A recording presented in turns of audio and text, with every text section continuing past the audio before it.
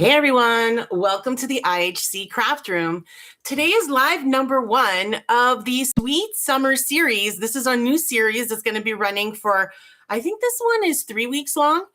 I don't know, man. I'm doing a bunch of series. They're all seasonal. So you can always find projects based on the season that we're entering into or approaching.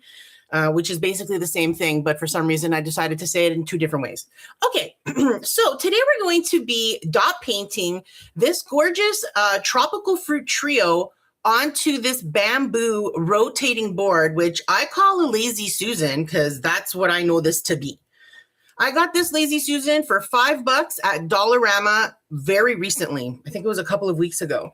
I highly recommend that you prepare your board accordingly, meaning wherever you get yours from, if it's not fully finished, if it's like an unfinished wood, then please go ahead and sand it and seal it like you would any other piece of wood.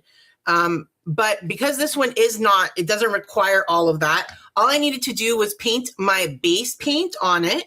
And then we're going to transfer our image over. So I'm not going to open this one because I don't want to start a brand new turntable or Lazy Susan when I don't need to, because I already have this one ready to go. Okay. Voila. So let's talk a little bit about what I did to this Lazy Susan to prepare it for our project tonight. Or today, it's only 2 o'clock. Let's chill. So first of all, I chose to do a black background because I feel like that's going to make our colors pop. I used a chalk paint. This is Folk Art Home Decor in rich black. I love using chalk paint for backgrounds, especially anything on wood. It helps to really smooth things out, and it's really forgiving. So it gives you a really good surface for your dots going forward instead of them, maybe getting made a little bit funky or wonky on the edges when it's on wood that's uneven. This chalk paint really gives you a great surface for that. So I just did 1 coat. That's all you really need when it comes to chalk paint. And then I covered it in a varnish. I like to use Liquitex matte varnish. It just happens to be my preference, but by all means, use any varnish you want. But please do varnish your base coat of paint, okay? That's going to help protect it so that when we make a mistake, which we probably will, it'll be easier for us to pull that mistake up with a Q-tip and make that correction without pulling our paint off of our little Lazy Susan over here.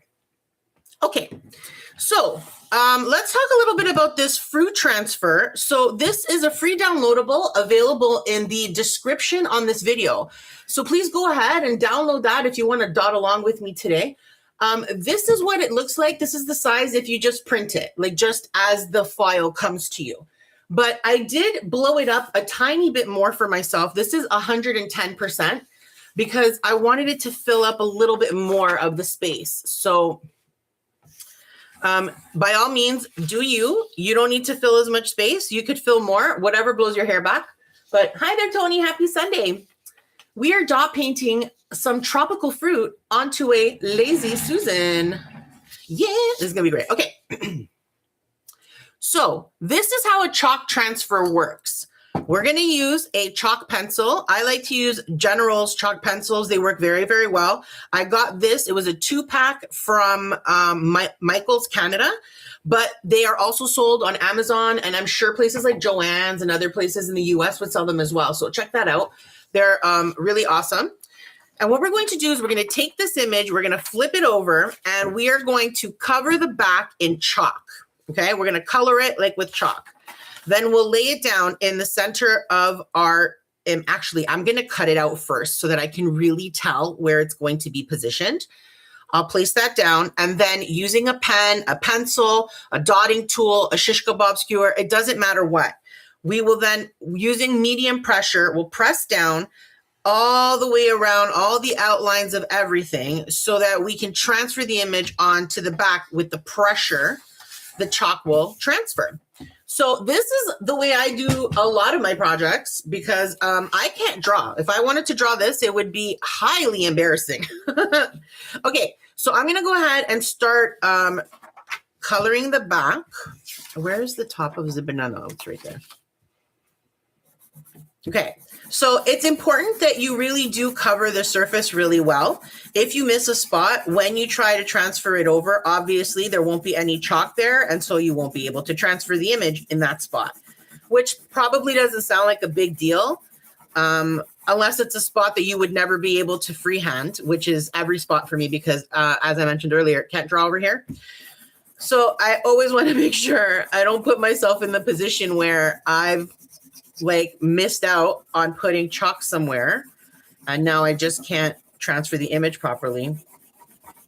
I've had it happen that I missed an entire section once, and then I had to, after I'd already cut it and I'd already set it up on my project, I had to take it and flip it over and add more chalk, and it was a crafting nightmare, friends. I feel like I got it all. So the banana edge is here. I'm going to need to sharpen my... I always struggle sharpening chalk pencils because they have a tendency to break. Or I don't know if that's normal or if it's just I have a tendency to break them and others don't have this problem. But I often break my chalk pencil lead when it's not lead. What would you call that part if it's not lead? The chalk piece of the chalk pencil. It's kind of on the soft side, so it's easy to break it. All right, I think we have fully covered this. At this point, it's almost going to be overkill. Okay. So, animal airs. I'm going to go ahead and start cutting around there. Now, I do want to leave myself a little bit of room so that I can hold it. I mean, I don't know why I say that, because in the end, I don't hold it from there. I hold it from wherever my fingers land. So we'll see.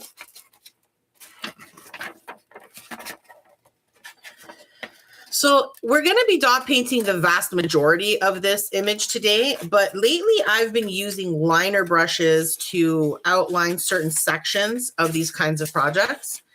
And I've really enjoyed the final look of that. So I'm going to keep that up and see. Again, it's a skill that I'm trying to get better at, making straight lines or using a liner brush in particular, because I find them intimidating. So obviously that means I have to use them as much as possible so that I'm not intimidated by them anymore. And I get better at it. So, all right, you are nice. Very good. So now I'm going to take my, again, painted with chalk paint, sealed with Liquitex matte varnish, but any varnish will do. And now the back of this image is covered in chalk, and we are going to decide where we're going to place it. Now, of course, you can always use a ruler to find the center of your project. I would recommend that, in fact. However, I like to play a game called Is That in the Center? I play this game a lot. So I personally don't find my center because I like to guess. So like, for example, I'm thinking we're definitely not at the center here because there's much more room on my right hand. So we're going to scoot you over. All right. From the top to the bottom, I think that's okay. I kind of want to nudge it a little like this.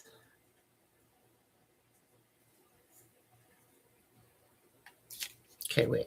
How do I want this to look? I'm thinking right here.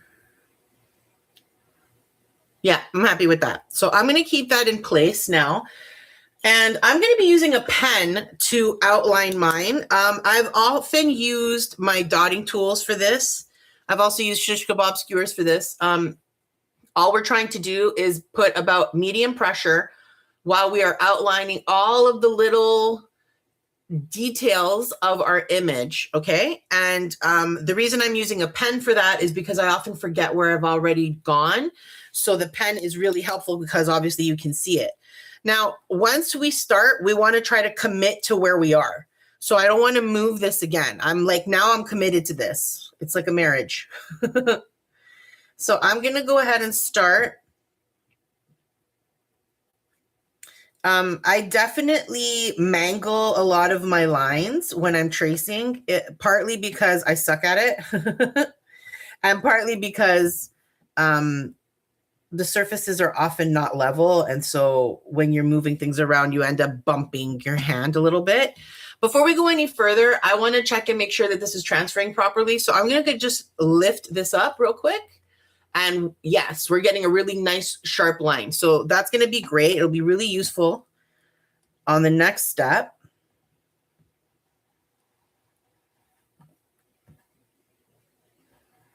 Now you can see I got a really good line over there. And I would say this is medium pressure, but you could probably lighten up and still get a really good transfer. I did that a little off. So, right, we're going to use a mixture of dotting tools and liner paintbrushes to basically outline our project, and then we're going to fill it in with the explosion of dots, which is something I really enjoy doing with this style of dot painting.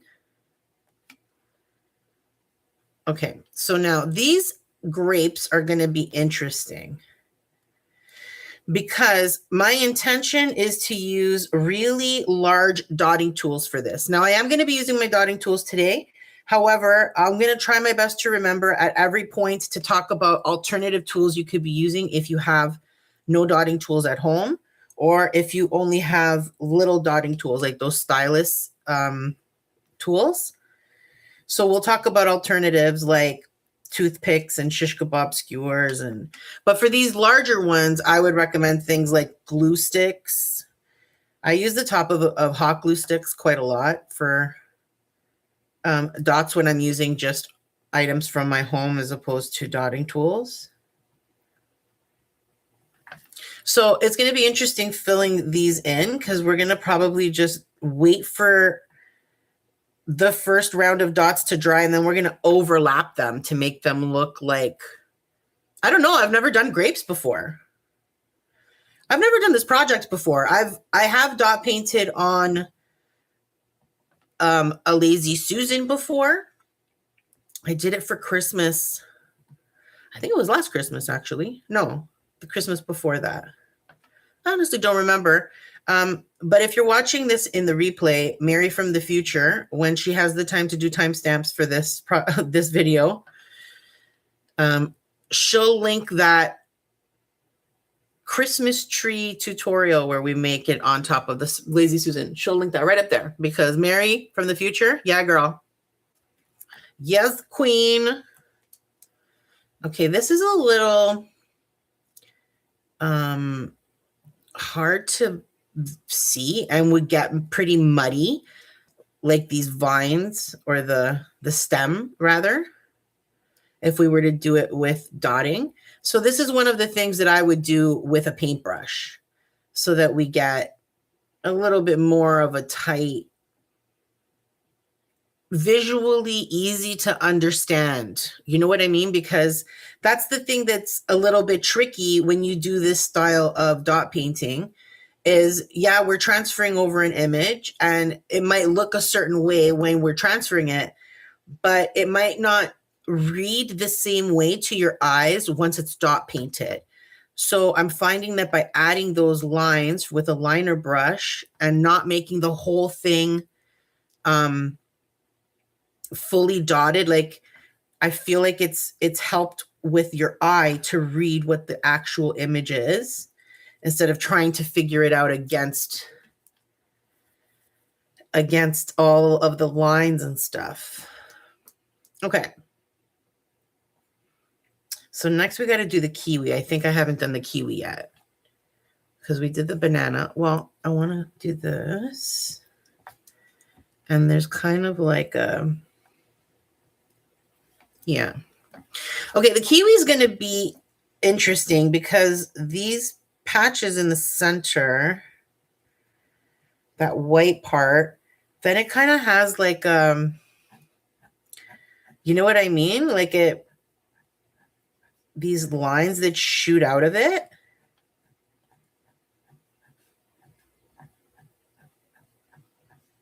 Almost like a starburst. And then there's these little seeds, right? And I don't know that I want to really transfer them too much because it'll probably be easier to just do them freehand. So we'll see. And there's the skin right here. Very subtle, but I'm not worrying myself about a ton of shades in terms of paint. I'm just going to be using some basic colors today. Of course, if you are more advanced and you want to do a lot of nuance with shading and stuff, whatever blows your hair back, I'm totally on board. But I am going to be keeping it simple because that's the way I roll. Well, that worked out very well. How do I feel about the grapes?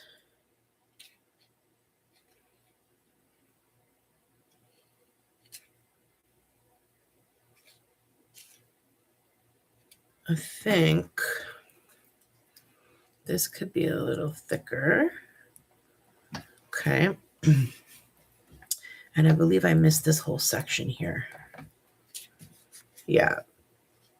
Okay, I think I'm ready to start seeing if we can bring this image to life. So I'm going to go ahead and move this out of here. Now, I like to always have a reference piece in front of me. So I'm going to bring this one back, the original one, because now I've written all over that with my pen and it's not like it's pretty. So I'm just going to cut this out for myself and we're going to have this sitting off on the corner because it's nice to have something to refer to. Thank you for your help, Toodaloo. All right. We are ready to begin. Oh, you're sideways. So I have a whole bunch of different paints sitting off to the side over here. All of my paint is Deco Art Americana paint. It's all craft acrylic paint. It's none of that fancy good stuff. I consider this just an everyday paint. I use it for most of my projects. These little guys are from Michael's Canada. And these larger guys are from Dollarama. I think they're $1.75 a bottle. And that is a killer price. It's really, really good. So, all right, a little sip of water. So, first, I think what we need to decide is what are we going to be using the liner brush for? And what are we going to dot? So all of these grapes for sure, I'm going to dot with a dotting tool. And I think we should start somewhat with that because there's going to be a level of overlap on some, right? In order for it to... Okay, so this is a 14. These are dotting tool rods. That's what I call them. I got this whole set from Happy Dotting Company. She has an Etsy shop. Based out of the UK, lovely lady. She has a lot of great stuff. I also buy my art stone molds from her as well. So check them out. Happy Dotting Company. I think they might also be available on Amazon, still from Happy Dotting Company, mind you. But I think she might offer it through Amazon. So check that out. I'm not really sure, but worth a look. All right. So I think we're going to use this 14. And here's how you choose, by the way. Do you see how my dotting tool, I'm going to see if I can leave it standing up. Can you see how there's a little bit of room around it with that line? See how it's not like fully covering it. You can see the line on each side. You cannot really see the line on this as well, but I mean, it's hard to, okay. My point is I'm leaving a trim around my dotting tool so that there's still a trim. And the reason for that is once you place your dot, that paint is going to spread and it will fill that completely. Okay, so you want to basically underscale your dotting tool by a bit, and because you're factoring in the paint that is then going to spread when you press down. All right, so let's get started. I'm going to use these guys. So 14 looks like a perfect size for this. Maybe not for all of them, but we might move down for a couple of them, like up here. I don't want them to be identical because that'll make it look faker. I mean, it's never going to look real. I'm not good at that. But I don't want it to look super duper fake either. So that was a 14. This is a 12 and a half. I feel like a 12 and a half is good. Okay. So these are going to be my grapes. So you can ski-daddle. Oh, also one more quick thing I do want to talk about since I have my dotting tools out is this eraser. This is a nothing eraser, okay? This is like an eraser you would get in school to erase your arithmetic and your pencil marks. I normally use this eraser to erase my chalk lines, okay? Now, you can use a wet Q-tip. You can use baby wipes. You can use pretty much anything you want to remove your chalk lines. It's totally up to you. But I recommend a combination of an eraser and a moist Q-tip. I hate using the word moist. A damp Q-tip, okay? And we're going to do that after 24 hours has passed. We want to make sure that anything we paint today, we're going to give it a full 12 to 24 hours. So I'm not going to touch this until tomorrow at the earliest. And then we're going to get all of our chalk lines out of here with a lot of patience and our eraser and a damp Q-tip. And then once they're all completely gone and everything's dried, then you're going to cover your finished project in a varnish, okay? We'll go through this again at the end, but it is really important to remember that if you varnish on top of chalk lines, they will be forever in your project. You can't remove them after that, okay? All right, I think in terms of the liner brush, this is a liner brush. It's a brush that has a really long brush point. See all of that brush? That's going to help me get really nice, smooth lines. Now, I think I'm going to use it definitely for the stem of the grape. That makes sense. I'm probably also going to, I might use it to make a portion of the lines that go off to the sides on the, what's this thing? The Kiwi. Yeah, I think I will do that. And I think I'm going to outline the Kiwi in brown so that you can see that there's skin all the way around. And then we'll fill it in with that green and a little bit of cream in the center. The black dots will do it very, very last, the seeds. We're going to see if this is going to be thin enough to make these lines. It might not be. I might end up having to make them with a small dotting tool like this one. It's got a really tiny, we'll see. I haven't decided if I'm going to outline the shape of the banana. I'm kind of torn. I kind of feel like I might want to dot them. I don't know. I'm going to sit here on the fence for a second, which doesn't feel like a lot of time passes when you're the person thinking about it. But if I ever watch back one of my replays of these lives, and I see me trying to decide on something, I'm like, Mary, you really took a long time to decide on that. So apologies. I think I'm going to outline everything using the liner except for the grapes because we're just going to place those. So I'm going to start with that. I'm going to go ahead and get started with the banana first. I'll work my way left to right because I'm right-handed and I'm lazy, so I like to rest my hand as much as possible. All right, so let's get some paint going on over here. I've got a bright yellow and a cadmium yellow, if I pronounced that right, which is more of a mustard to me. And I think that's the color I'm going to go for. I might add a little bit of this light yellow at some point, maybe in my dotting to get a little bit of different shading kind of happening. But I don't know. We will see.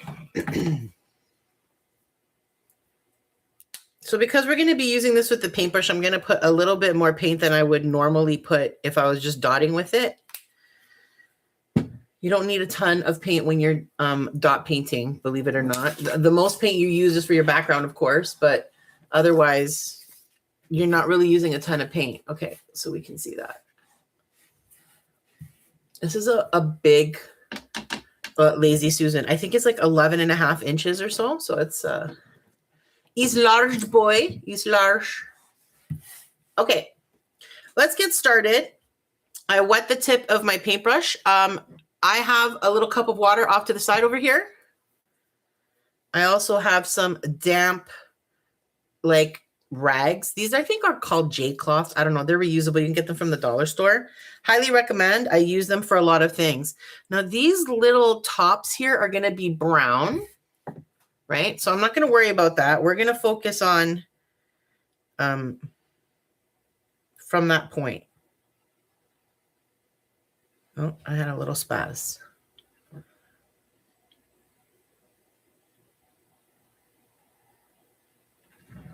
All right.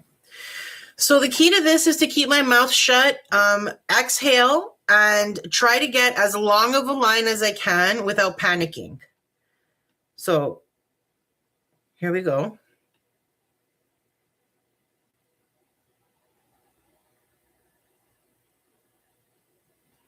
Not bad.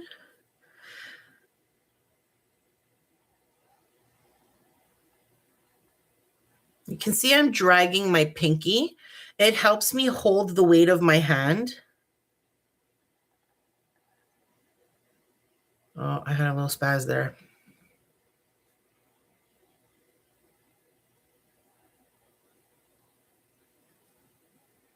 That's great.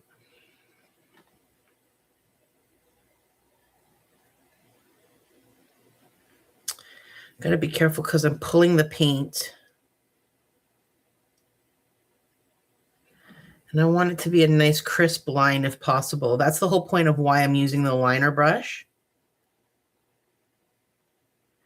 Because I'm trying to get good at using it. So I don't like to practice on practice paper. I practice on projects. Like this one. So if it doesn't turn out perfect, that's okay.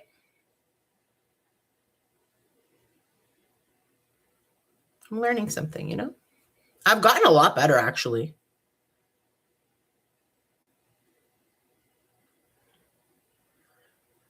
Okay, I'm thinking the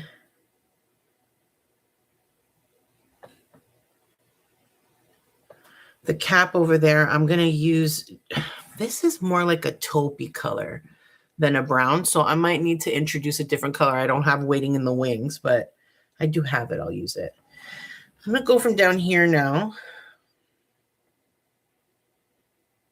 I don't have my hand in a good spot. Let me try that again.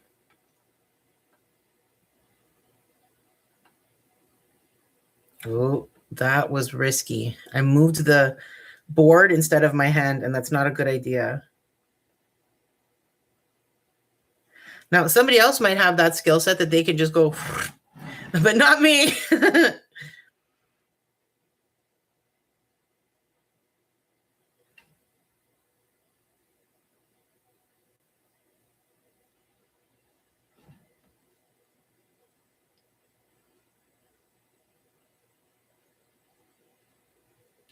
All right.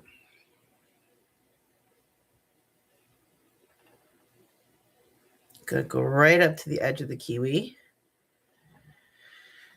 Beautiful. Let's just do over here.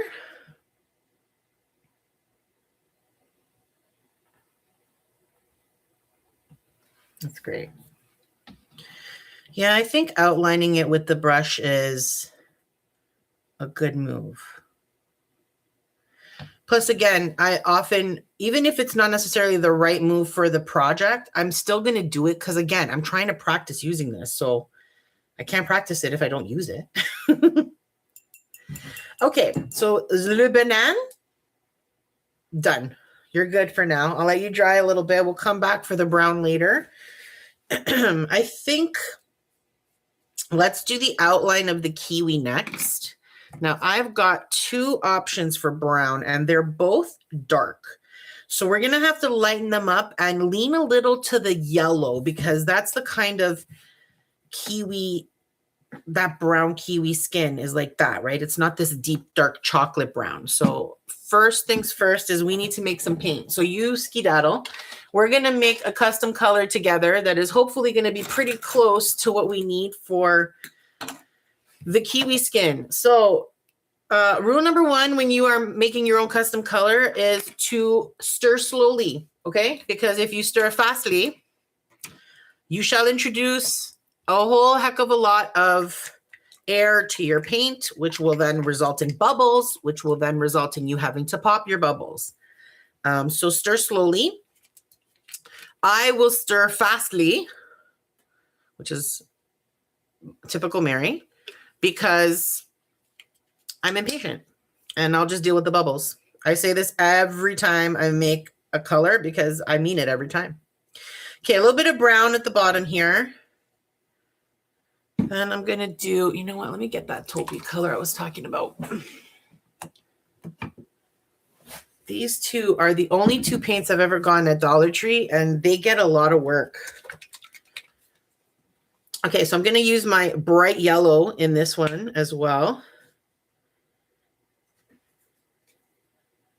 Try to get a little bit of a lighter. And then what should we put? Should we put white or should we put this cream? This warm beige. We're going to do warm beige. A little bit of you. Oh, you really are running low, huh? You're going to have to sit upside down, girl. Okay, so let's see what we get out of this.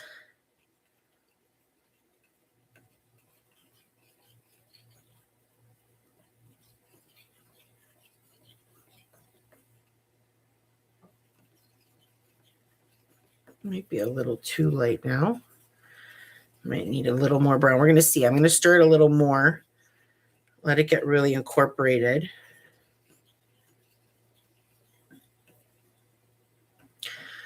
I mean, it's not bad. It's really not. I don't want to drip on my picture, but like, I'm pretty happy with that. I'm going to put a little bit more of the two colors, but just a bit. A little bit more yellow.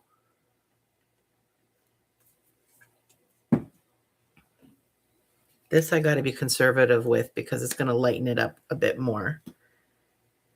That's good. Just that.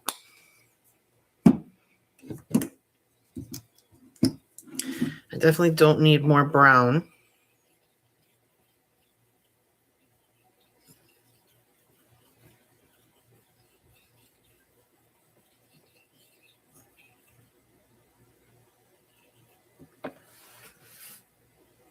I think that's pretty good.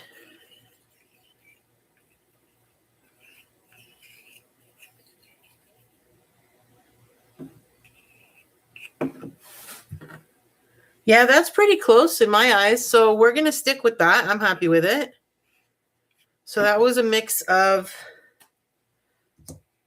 burnt umber, bright yellow, and warm beige. Whoa, whoa, whoa. Okay, everybody skedaddle. Thank you. Appreciate you. Toodaloo. Thank you. Okay, so let's go ahead and start outlining our kiwi now that we have our brown. Get you out of here. Pardon. Okay, so I'm going to do this brown all the way around. Even though this part, like the cut face of the kiwi is green, I want there to be a very light outline of the skin of the kiwi around it. And then we'll fill it all in green anyways. But so let's see.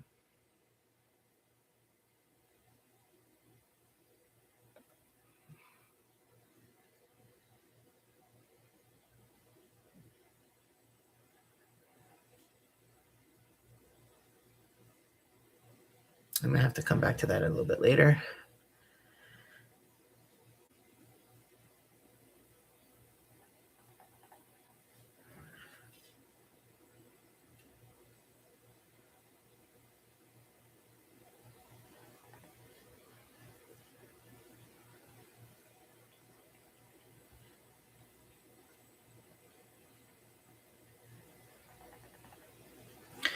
Now here, I'm going to do both lines in this brown because that's going to get filled in.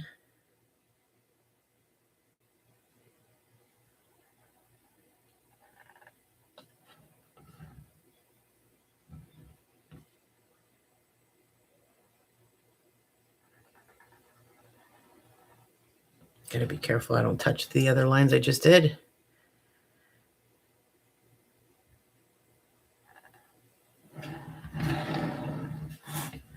It's nice having it on a Lazy Susan, easy to spin around.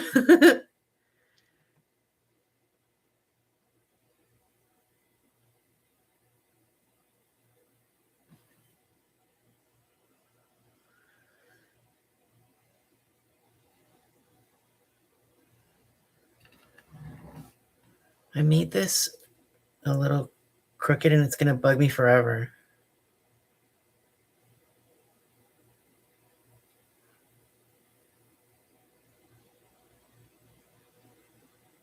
All right, that's good enough.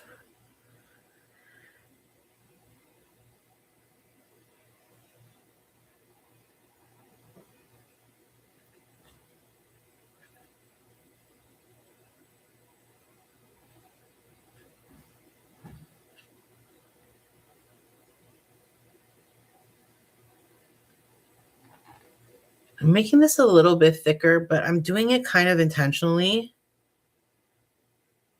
because we're going to fill that in with dots. So I want to make sure that it gets a good like skin or peel, rather. Skin sounds bad.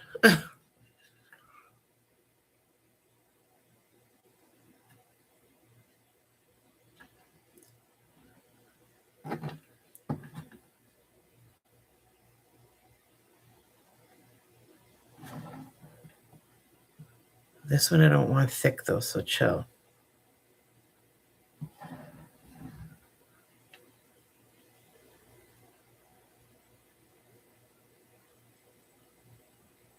All right.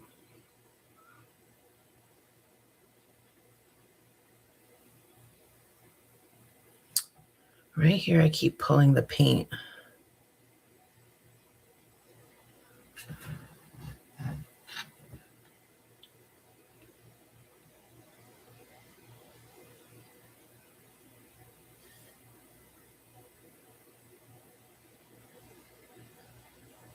Okay, good. I'm happy with that. Good. What else? Okay, so let's do the stem over here. The stem is going to be, I'm not sure what color I want to make the stem.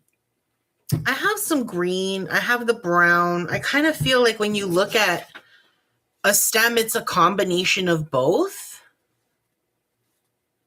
I definitely don't want it to just be green, so I'm not sure how I'll do that. But I actually feel like I might do the stem last because I don't want to interfere with it when I'm doing my grapes. So I'm going to go ahead and leave that. Let's see. What else can we do? We want to do the inside of the kiwi now. I think I'd have to because how else am I going to do? Because of these lines that kind of shoot out from the inside of the kiwi, that's going to be a bit of a challenge because I want to put dots, all dots for the inside of this. And then I guess I'm going to just paint over top of them like a little bit. I think that's what we're going to do. Okay. What should I do next? I think I might do I'm going to start on the grapes because I am going to have to overlap some. So in terms of grape or colors for grape, I don't have a ton of options other than the usuals. Lavenders, like purples and stuff. I might add a little bit of red or a little bit of blue to see if I can move these colors into a more wine direction. So let's do another custom color, shall we? I didn't even realize I needed to do that. I would have done it at the same time. Okay. So let's start with, there's very little paint in here. I might need a restock on my paint. I don't buy paint often. Clearly, you're at the end. Okay, I'm going to save you in case I need more of that. All right, let's add a little bit of blue.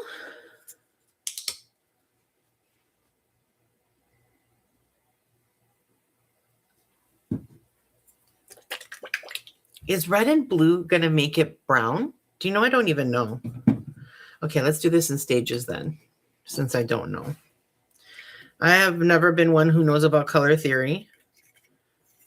I should learn about it. It would be useful. Definitely made it more of a grape color. Oh, did you fall in there? You jerko. Look at this little red crust. So rude. So rude, lads. Ugh. Okay, a little bit of red.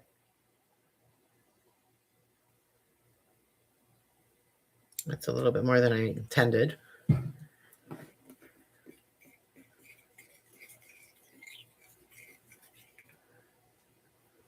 I actually think we're going in the right direction. I'm trying to get to like a wine color, right? Like a, not that fake purpley purple.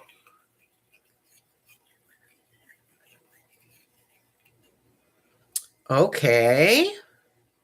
Oh boy, are we headed in the right direction over here?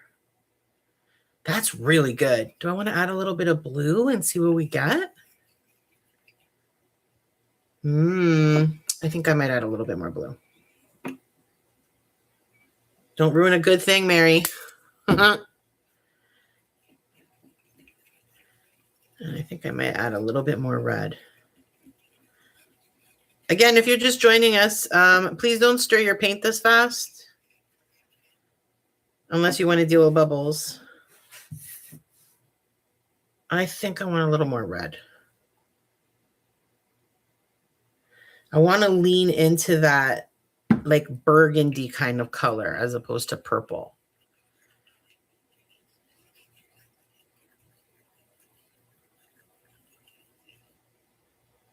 I'm okay with this. I think this is, I almost want to put a little bit of brown in it to darken it up a little bit.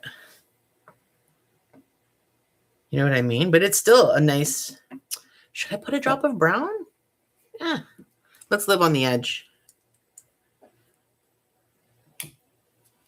Let's see what that does.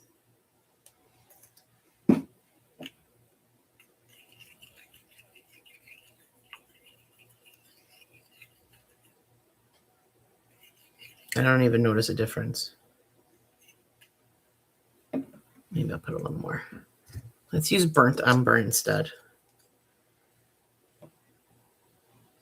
Come on, handshake. Okay.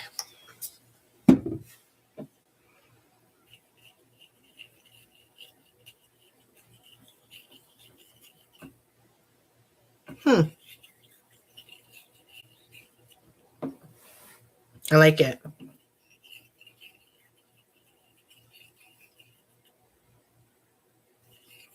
Okay, I think I'm going to stick with this. It's still going to read purple instead of burgundy, but that's okay. I am happy with this darker purple than these bright ones I had going on, so I'm okay with that. Okay, so for these grapes, we're going to be using the big dotting tools that we already identified, again, from Happy Dotting Company. I'm going to start with, I think I'm going to start with the 13, and we're going to go, I don't know how to tuck one behind there, so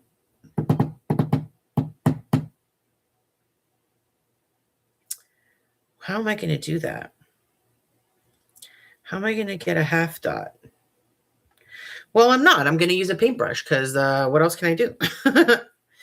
Okay, so I think I'm going to do the ones that are kind of tucked underneath. You see, like this one here. And we might put one in the center of that because that's just dark. But, I mean, we're not going to leave it black, I don't think.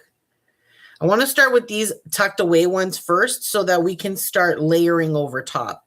And I'm going to make them 13s. So I'm using number 13.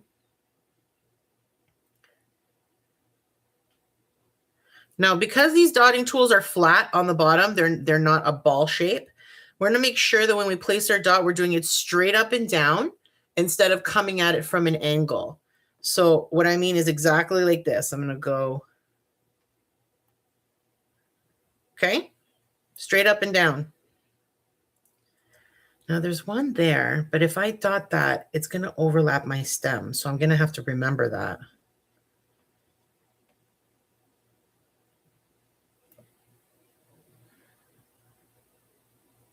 Okay.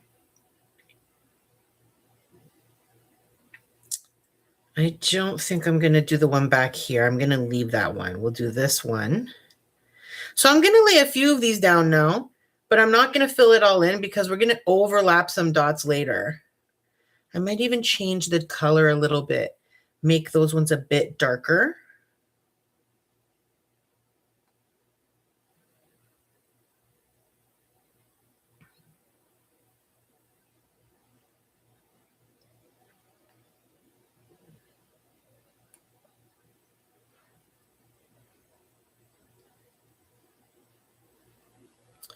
We'll do the one up in the corner, up here.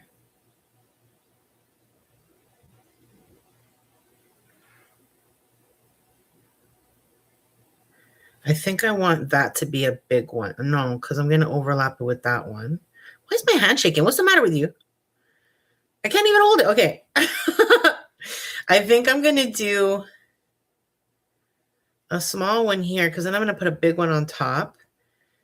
That'll be a big one on top, I think, as well. So let's do this one. Wondering if I should even do any bigger than this. Maybe these should be the big ones.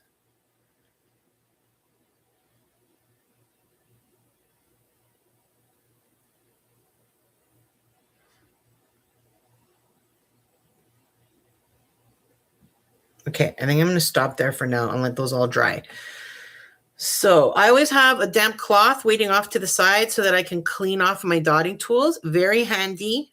Highly recommend. I have 2 of them actually because I often get paint on my hands and then transfer it to my project. So you always want to stay on top of that and be aware. Okay. What we are going to do now is smooth out the paint in each of these brown or these purple circles that we just did. I'm going to use a dotting tool to do that, and I'm doing it for 2 reasons. Number one is a few of these have some peaks, meaning a lot of paint is accumulated in the center, and so it'll take longer for that to dry out. So I'm going to flatten out the paint by spreading it around the dot and flattening it out a little bit. This way, now it's going to level out a little bit more and hopefully dry evenly and faster than it would have if there was like a big amount of it clumped in the center. The other thing about this is that it helps with bubbles, but we are going to do a double check once I'm done this part and make sure that we've got all the bubbles popped. And I'll come back to this in a few minutes and check again because sometimes they surface after a few minutes. It's really important that when you find a bubble in one of your dots that you do go ahead and pop it. You can use anything you want, like a toothpick works very, very well. I have a sharp tool that I use for it, but make sure that you do pop your bubbles because you might be like, it's no big deal. But what's going to happen is once the paint starts to dry really well, it will pop the bubble for you. And then because the paint's mostly dry, that bubble pop is going to be visible. So we try to avoid that as much as possible. Okay, I think the next thing I'm going to do is the inner part of the kiwi because I want it to dry. And we're going to use that same taupey color. You guys need to move. I have to always kind of stay on top of my work area because it can get out of control real fast. Okay. I'm just going to need a little bit of that. I think I am going to do that with a paintbrush as well. I might actually use my dotting tool now that I'm thinking about it because it might be easier to spread the paint out. Yeah, you know what? I am going to do that. Okay, so if that's the case, let me use my 3mm. Where are you? Oh, I actually have not been talking about that, but we just started it. So this is my 3mm dotting tool. That's what I use to smooth out the dots. Now, we made these big grape dots using this 13 or the size 13 dotting tool. Where are you, my glue sticks? I don't have any here. Yeah, I do. I would compare that to a hot glue stick. So they're very comparable in size. So if you're using non-traditional tools today, check if you have something like this or like a long, maybe like a highlighter, that might work as well. So a good size for these bigger dots. Okay, so for this center, now in theory, we could do white, and I might do a little bit of white near the center just to brighten the center even more. But we're going to start off by using this taupey color, which is called what? Warm beige. I'm not going to add any more paint yet. All I'm going to do is spread this out into that shape using the dotting tool.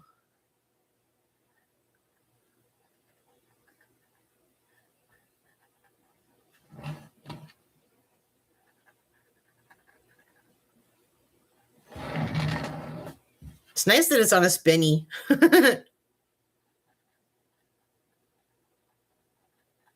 So we want this to be a little of a weird shape. It's not supposed to be round or perfectly oval. This kind of awkward blob is what we're going for. That's great. I'm pleased with that. Okay, so now the lines that are going to go out from it are green. I want to dot underneath first. I'm going to do something I don't normally do, which is I will draw lines over top of my dots. It's not common for me to overlap dots unless I'm doing a top dot, but we're not doing that today. I think what we're going to do next is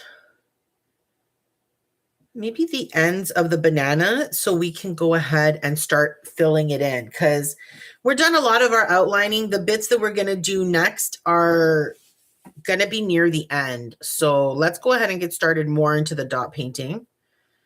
I'm thinking that this will be brownish, but this needs to be like half brown, half this-ish. I think actually mixed. I might need to mix those together. I don't want to go too far. I'm not going to do like a big mix like I do on these other colors, but I'll just add a drop of each to my palette and see how we do with that.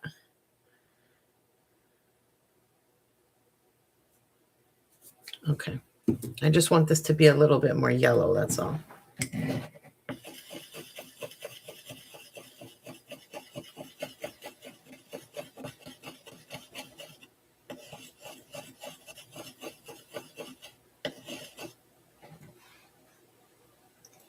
So that's the outline color. Let's do a little more of this. Just to mute it a little bit more and lean it into almost browny color because we're going to do the edge brown. Oh, I almost dropped my paint.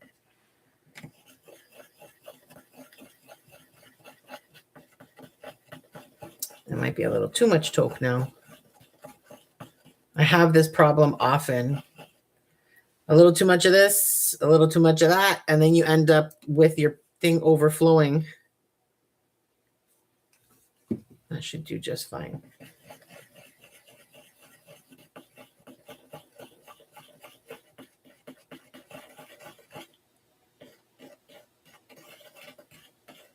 There we go. We've got a good mix now.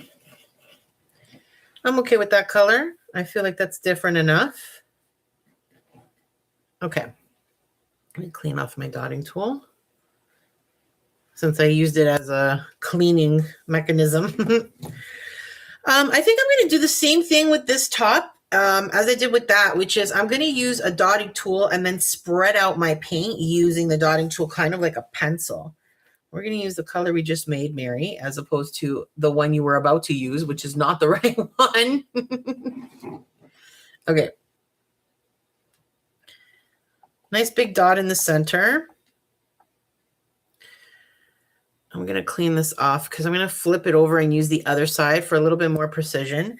This dotting tool set that I have, I believe that the tops of all of them are like a 1.25 millimeter dot. I don't actually know if that's true, but they are all the same.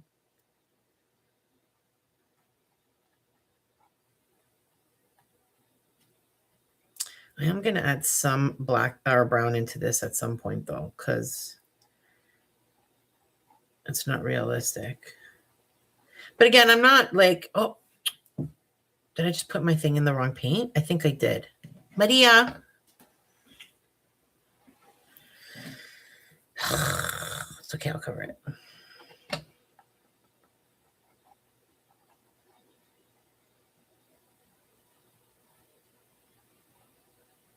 Okay, and now that little drop down part is going to be on the brown side.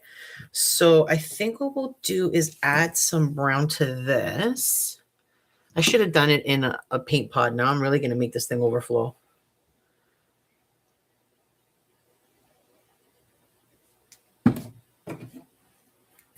Scoop. Let me stir.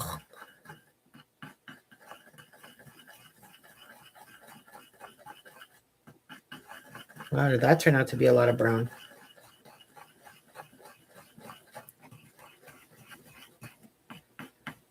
That lined up nicely.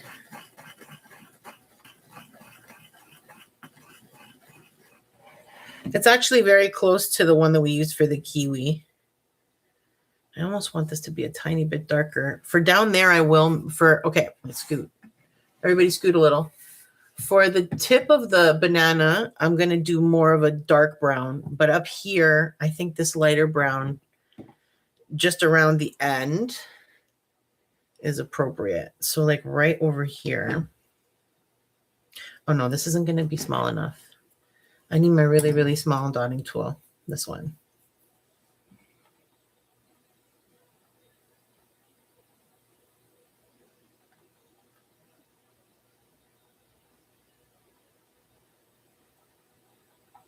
Okay, I'm going to let this dry a little, and then I'm going to come back, and I'm going to put a bit of brown around the, actually, you know what? I can do it now. If I do it like a trim.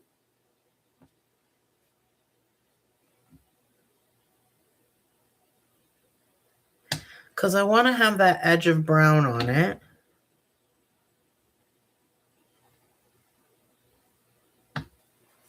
Like that. See how there's kind of like a, where it's separated from the bunch. It's like growing pains, you know? Now this end's going to stay that way. I think that's good.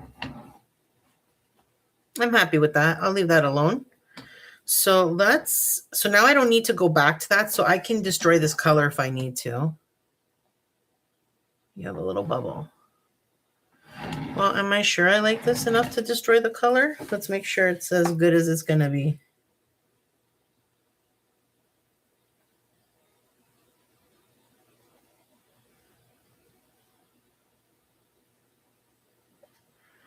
Okay.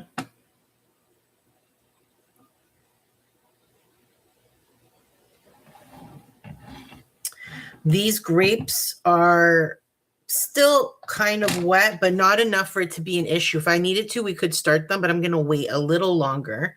We're going to stay focused on the banana for now. Let's go ahead and get the bottom of it. I want this darker. Kiwi color needs to stay the same. I don't think I'm going to need that. I'm still bothered. What do I want to do? Should I scoop it into one of the other palettes?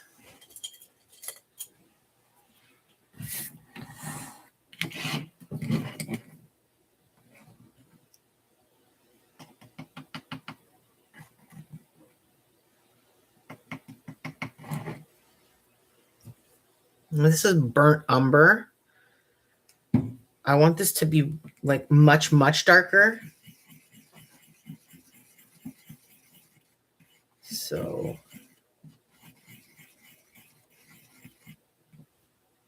well, you need more dark. Not dark enough. It's got to be like borderline black, but because our background is black, we're going to do like a really deep brown. But I don't want to do straight from the bottle brown because that'll be too brown and there won't be enough contrast to see it. But with this added undertone of all these other colors, we're going to get a good brown. Just a little darker. Okay.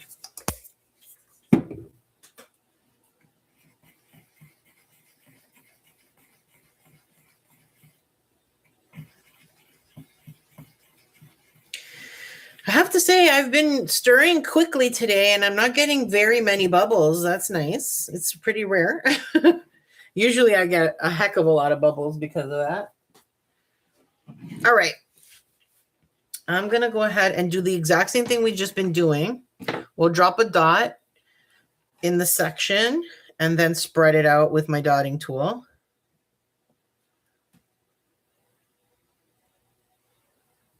I'm going to use the little dotting tool. No, Mary, pay attention.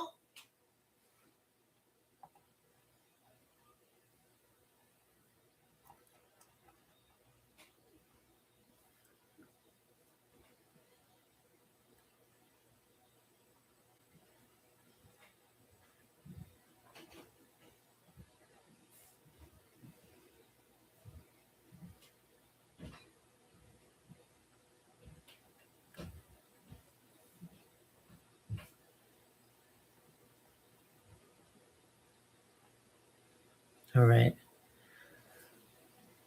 I don't want to make this perfectly round or perfectly oval, but that's good. I'm happy with that. Bueno.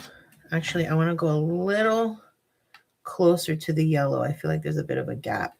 That's another thing you'll notice when you remove your chalk lines tomorrow, is that sometimes the chalk line kind of fills in a spot that you should have put paint on, and your brain doesn't register it because something is filling that in.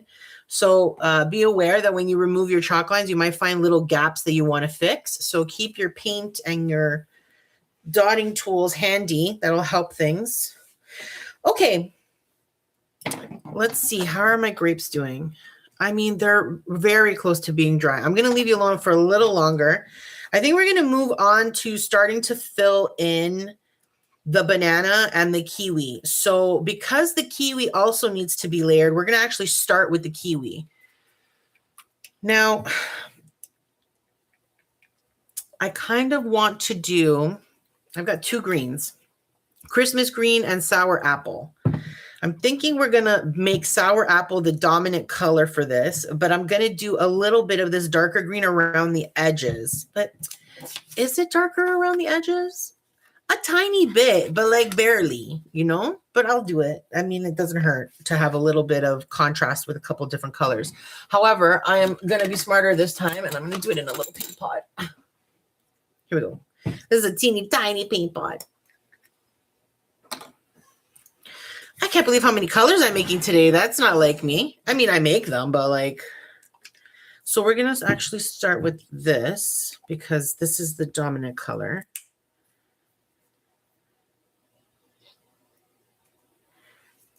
Yeah, that's a really good color for this. And then we'll add some of this Christmas green to darken it a little. Not a lot, just a bit. Solo un poquito. So I have another popsicle stick. Yes, I'll do. All right, so let's give this a good stir.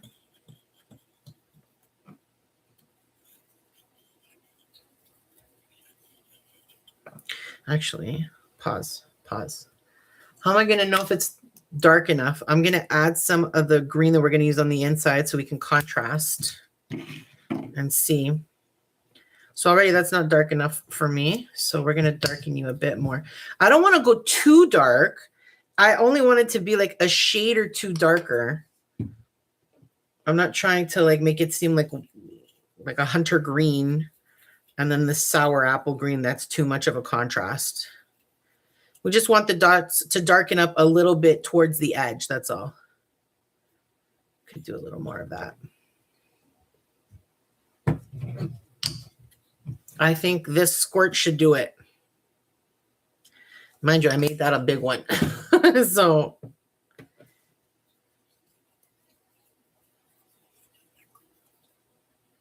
Yeah, I think that's good. Let's just give it a little bit longer of a stir.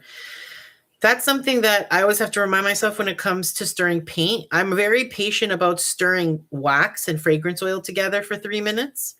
But stirring paint is one of those things like, it's like when you're dressing a salad. Give it a good mix before you decide if you need some more salad dressing. You know what I'm saying? Okay, I think, I don't know. Is that even darker? Come here. Yeah, it's darker. I kind of want it a tiny bit darker, but that green's not going to help. So I'm going to put a drop of brown in here. Again, burnt umber is the color. Just a tiny bit.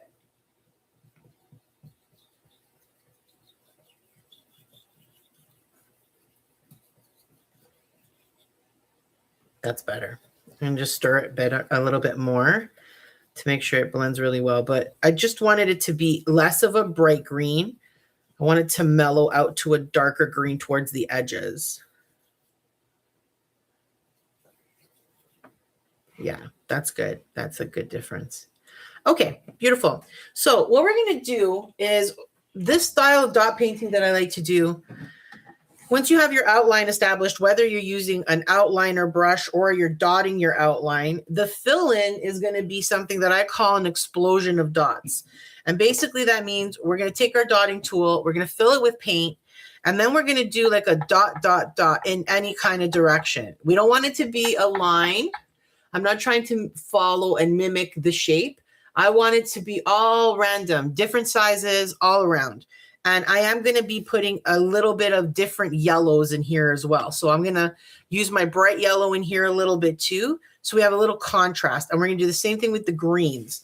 So we're going to start with, I think I'm going to start with this darker green. And we'll do the edges a bit. So I'm using my 3mm dotting tool.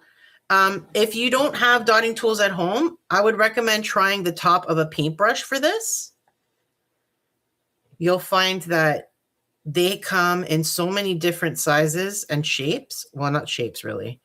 You're normally going to just find a round top to a paintbrush.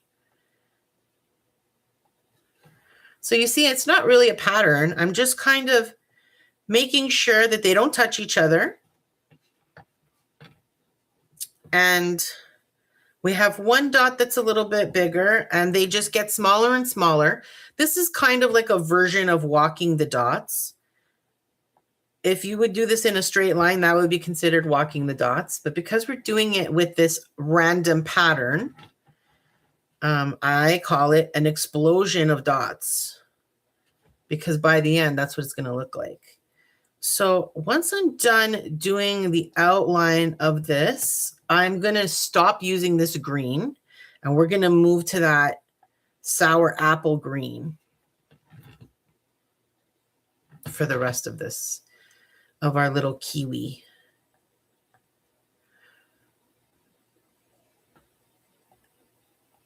Oh, I don't think I can fit a dot there, so I'm not gonna.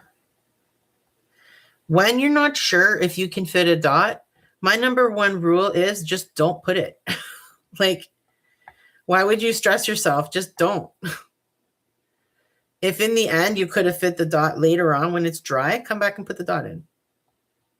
Otherwise, chill, bro. All right, I'm happy with that. You need a lid.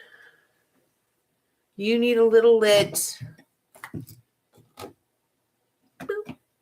I'm going to keep it off to the side in case I decide I want to add a little bit on top later.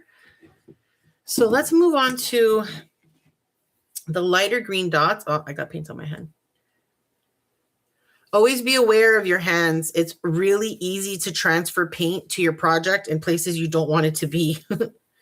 Okay, let's do a little bit of the brighter greens. We're going to ignore these lines that are shooting out from the center.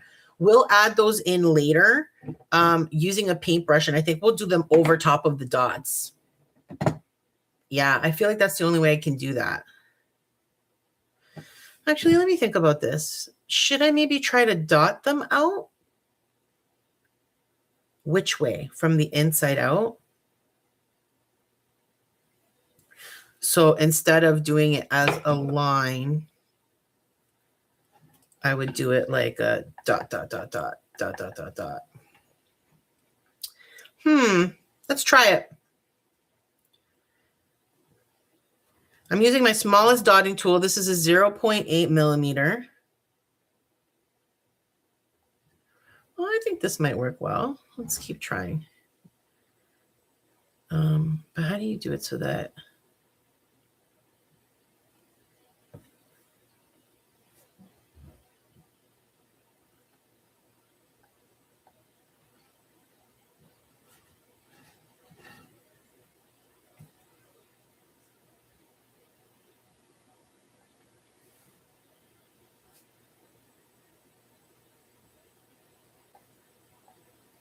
So this technique is called walking the dots. I know these are teeny, teeny, tiny dots, but the technique applies regardless of the size of the dotting tool or the dots that you're using.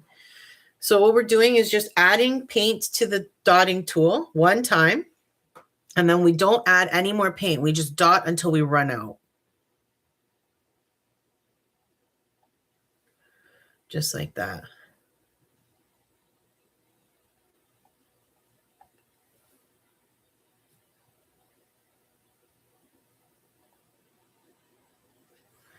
Now, when we're done, I'm probably going to come back and add a few more of these lines if I feel like it's needed. Probably not, though. I feel like we're getting some good coverage.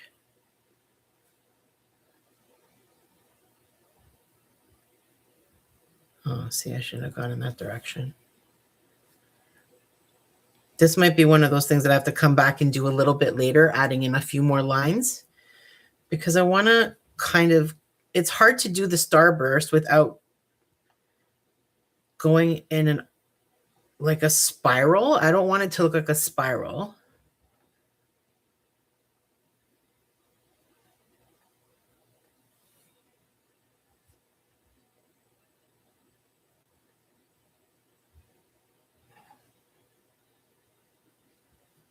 Actually, I think this is working out really well.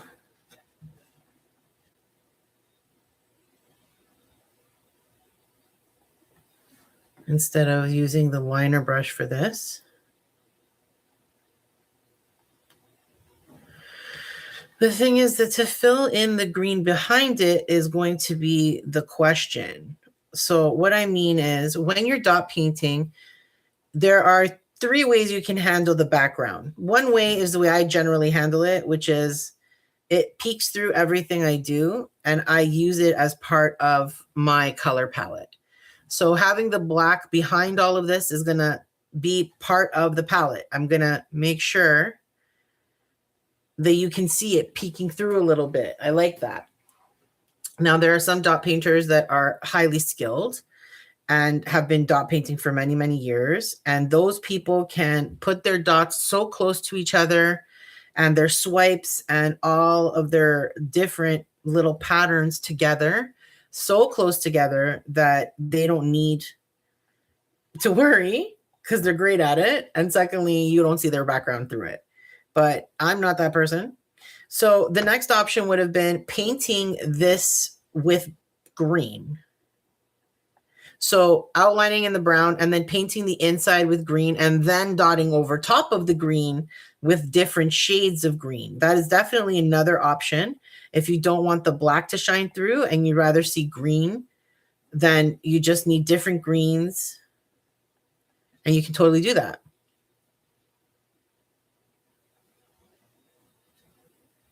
But I think I'm going to leave quite a lot of the black showing through. We'll see. Okay. Then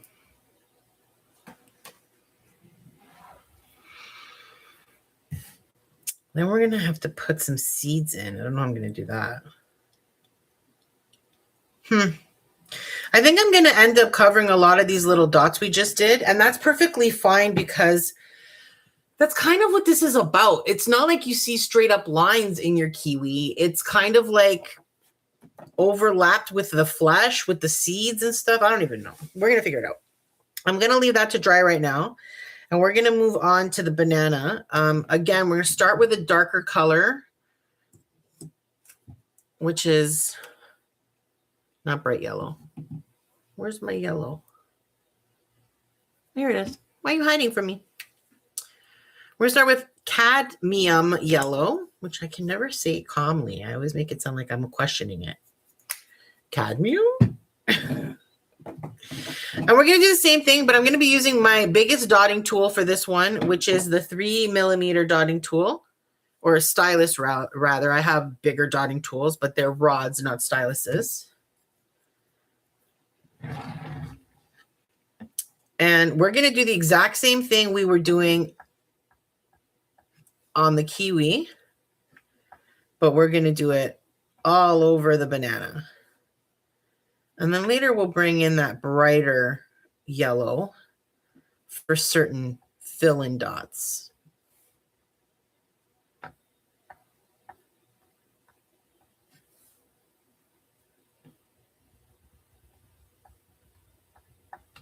So you see, I try not to put the same size dot near another dot that's that size if possible. It kind of makes it more, I don't know, it gives it more dimension when you see all these different sizes side by side, instead of it always being all the big dots together, all the little dots together.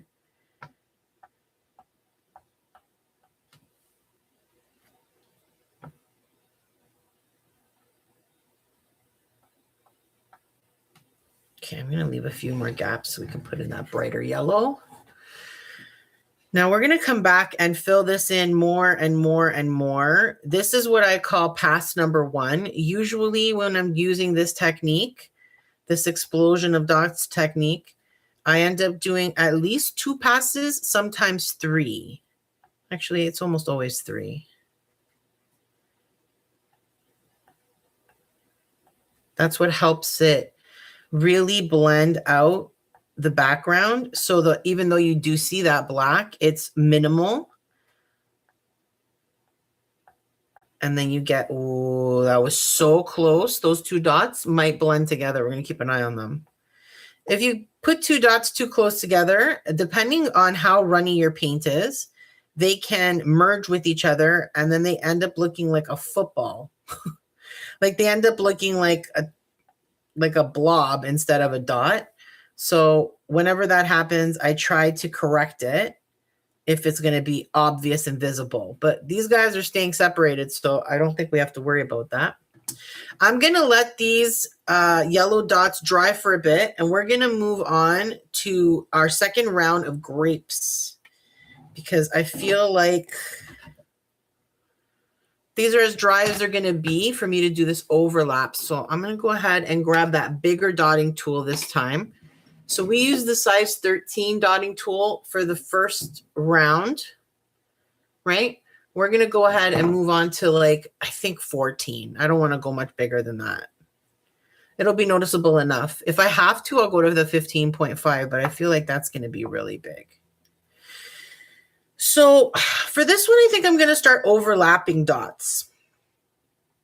Maybe I should do the 15 then. We'll start with the 14. So make sure I'm getting a lot of paint on my dotting tool. And remember, we want to place our dots straight up and down. So I'm going to do this outer one first.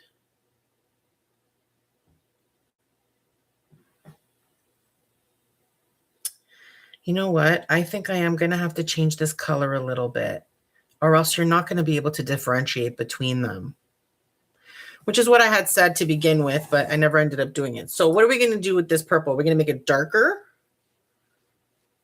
I think we make it darker. So what am I going to do that with? I'm going to add some red.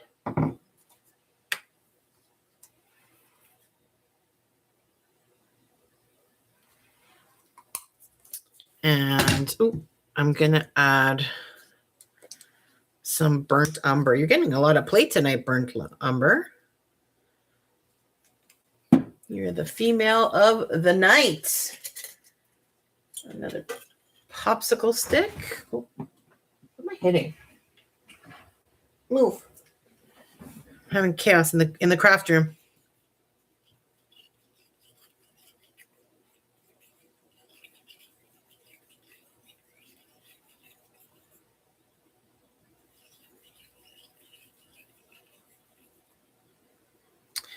I honestly can't tell how different of a color it is. I should have thought to leave some to the side. I think I'm going to do more brown. I want this to be darker, like noticeably darker.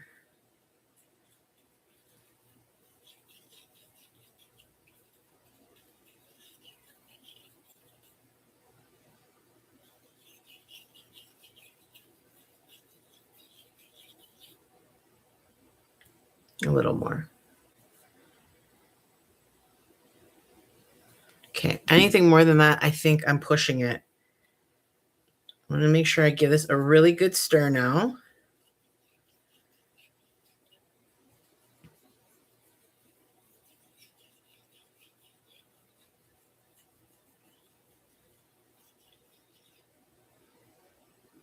Okay.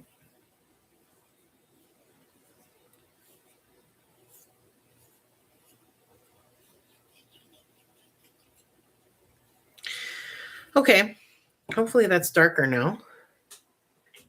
It's sometimes really hard to tell.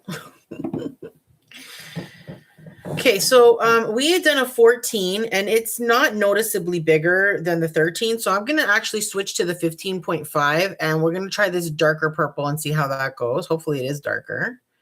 So where am I going to put this dot? I think I'll do over here.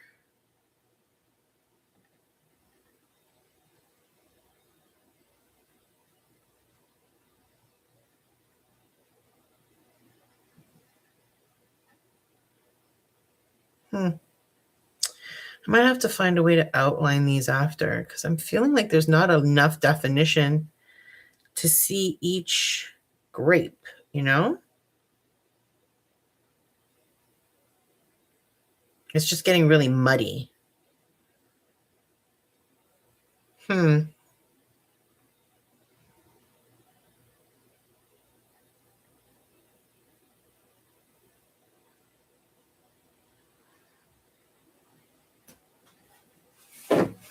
We'll see. I had a feeling, I knew that the grapes would be a bit of a challenge for me because the overlap is a little difficult when it comes to differentiating between them because all of these have like all this shading around it to really define each of them. That's why I wanted to do a darker purple to kind of, you can see there is a difference in the colors. So I'll come back and I'll do a darker purple there and we'll do another one down here. We'll come back and fill some in and see how that goes. And then at the very end, I'll do the stem. Okay, I'm going to go back to the Kiwi. I think what we're going to do next is try to fill in some more of that green, but with that really bright green apple color. I'm going to use my 3mm dotting tool again, and we're basically going to do the same thing we did out here, but on the inner portion, including overlapping these starbursts. I'm going to commit to fixing the overlap later because I think it's important that we fill this in, but I still want those peeking through.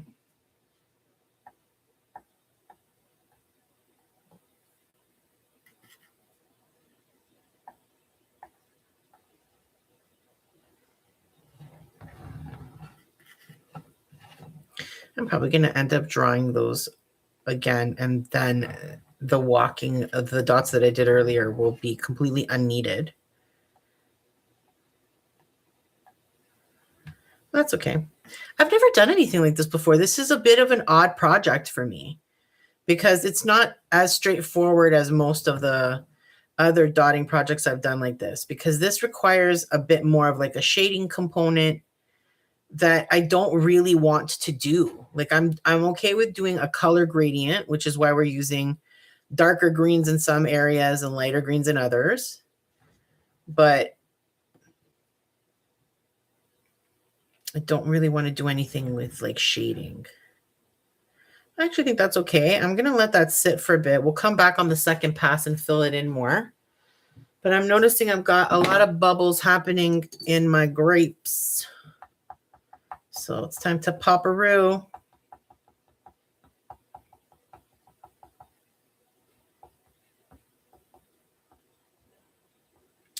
Yeah, you know what I might end up doing is I'll just take a darker purple and I'll just like rim the edge a little bit once they're dry to show some definition. I think that'll work really well. Okay, let's go back to the banana. We're going to use the bright yellow now.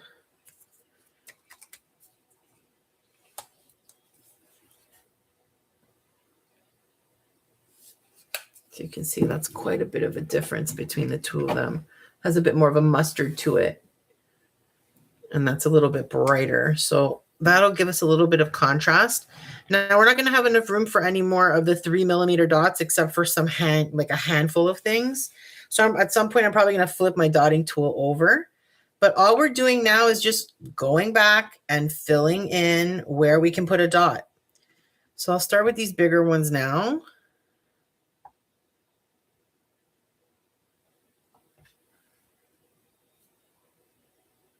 I really think that's it.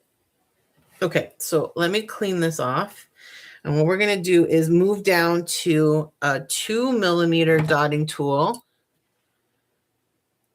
Okay, so this is kind of like a medium-sized dot. And we're going to fill in any gaps where we think that this dot will fit. And a reminder of what your rule of thumb should be when you're doing this kind of project is if you don't think your dot's going to fit there, then just don't place that dot. We can come back and fill that spot in later using a different dotting tool or something. However, if you do accidentally dot over a dot, then if it's noticeable and it looks stupid, what you would do is get yourself a dotting tool that's even bigger and just overtake both of them. So you wouldn't even know that that was a misstep. It just looks like a really large dot. That's all. It's an easy way to correct it. Of course, you could always try to use a Q-tip, a damp Q-tip to wipe it up. I do that often when I make some mistakes, but only if the mistake bugs me. A lot of times I leave my mistakes in because I like to see it. Honestly, I enjoy the look with the mistakes in it because it makes it human. However this turns out, whether this turns out great or it turns out terribly, there is nobody who's going to look at this and go, oh, a machine made that. No, you're going to know that a human made this. Fallible and super cute one. Okay. I think we are done with this bigger tool. I don't feel like I can fit any more. So the third pass is when we do the smallest of the small dots that are going to fill in all of these spots. Okay. I'm going to leave that again to dry a little bit more. Actually, let's put a couple. Well, no, I don't think I can really fit any in here. What did I say? If you're not sure, leave it. Okay, we're going to give the dots we just did a chance to dry a little bit. These small dots don't take long to dry. The grapes will take a long time to dry. Actually, I didn't even spread the paint out on these ones. Are you still wet? Yeah, you are.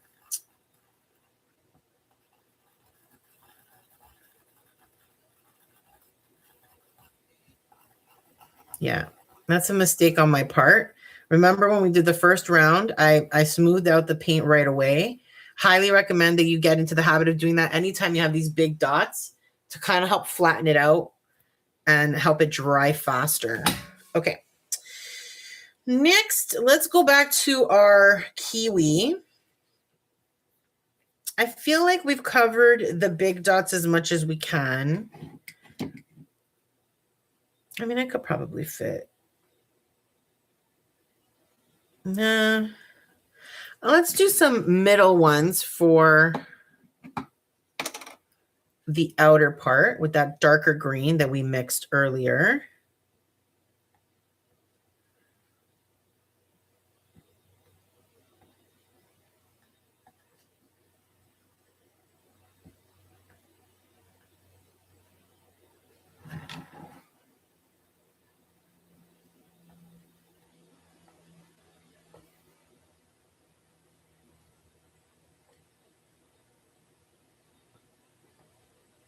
So this is technically pass number 2 for Senor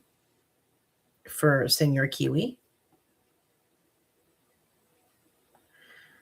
I don't think I'm going to fill in any more big dots outside or on the inside. I think we are on to round 3 or past 3 so that we get to the little teeny tiny dots on all of these now. Except for the grapes. The grapes are going to be, I don't know what the grapes are going to be. We're going to see.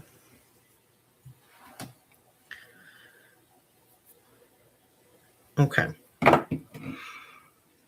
I'm going to give you a chance to dry a little bit. Let's decide what we're going to do about these grapes. Thinking I'm going to do another one of that color right here. I want to make sure that they don't blend into each other. But again, like I said, what we'll do at the end, maybe not even now. I might wait and do this tomorrow or in a few hours once everything's kind of dried really well. I'm going to go in with my dotting tool. I'll darken this paint up even more. And then we're going to just kind of go along the edges in certain spots to kind of define, not all of them, but some of them. I don't know any other way to do it than that I can think of. Okay, so we're going to put, it's a lot of paint drop right here.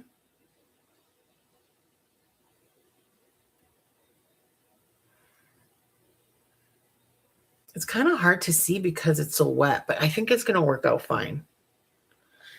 Now for these ones that are half ones, I think I'm just going to fill them in with like different color paint. So let's do one more big one on the end here. Do I want it to be a big one or a small one? I think I'm going to make it a small one actually. So I'm going to take you back to a 13.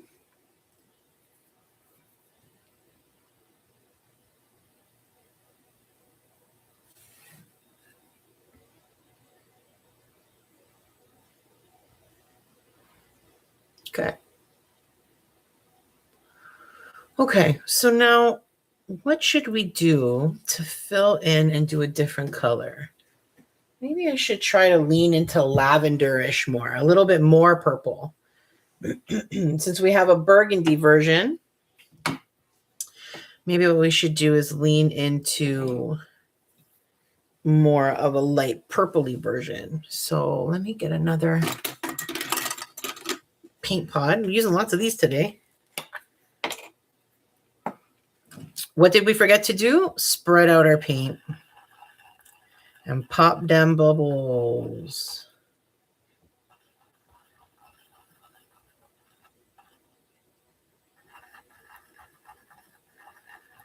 Okay. Beauty.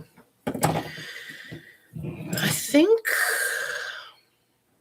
should I just pour some of this in here? I think so. That's what we're going to do.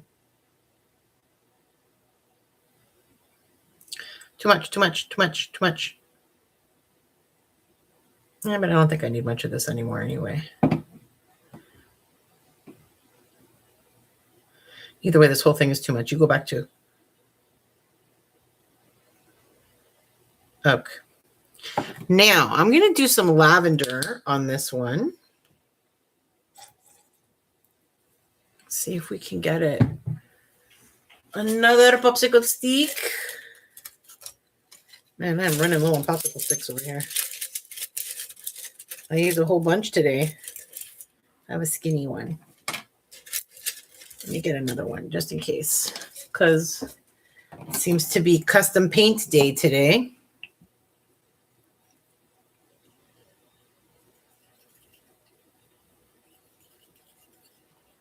I'll probably use that lavender to do the outlines that I was talking about, to like differentiate them a little bit more. Where did I put you? Come back.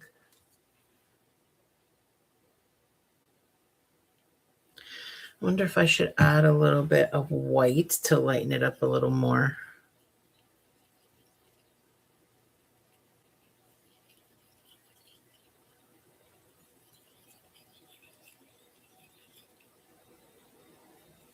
I think this should be okay. We'll just make sure we give it a really good stir so that it gets really well incorporated. Maybe a little bit more. Do I want to put a drop of white? I think I will. Oh. Paint up on my hands. Okay.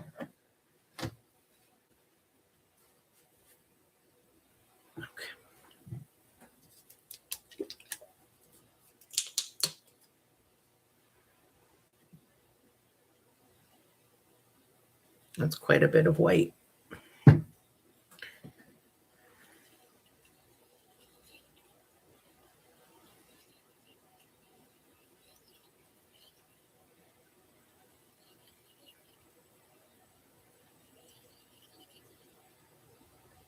That's a nice different color. Oh, that's why there's paint on the side.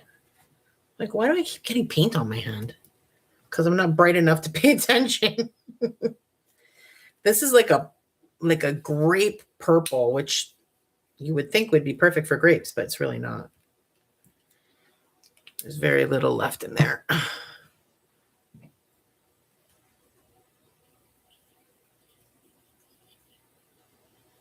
Okay, this is it. We're not putting anything else in here. I'm just going to give it a really good stir. But didn't I just pick this up again when I said the outside was full of paint? Yeah. But I'm cute.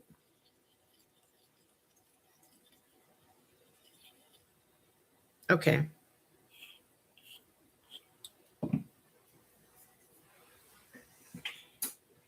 Clean my fingers yet again. Alrighty, so I'm going to let these dry a little bit more.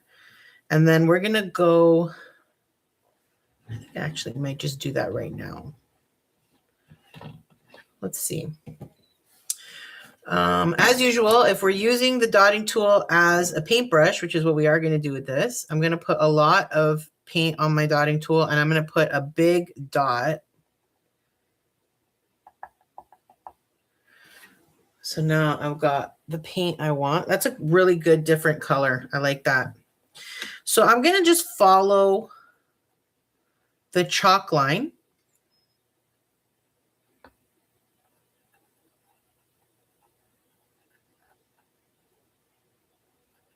That we drew from the transfer.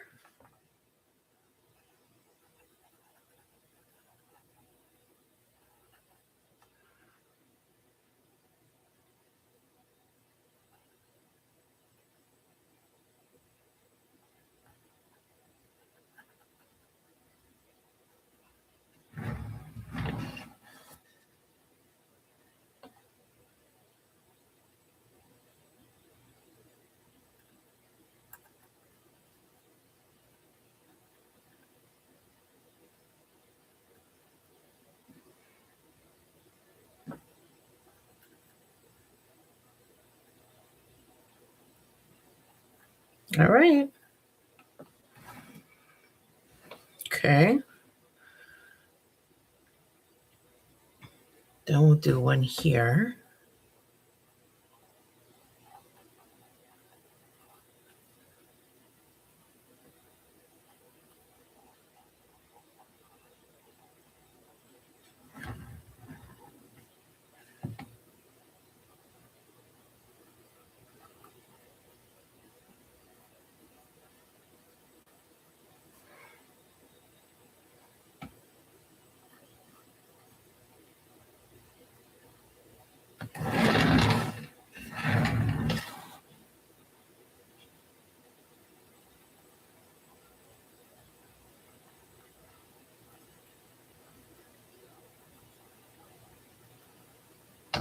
Okay.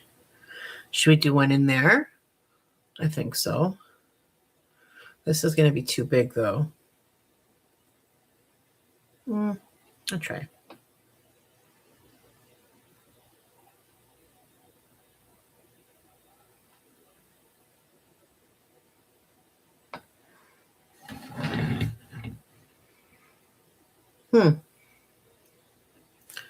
Okay.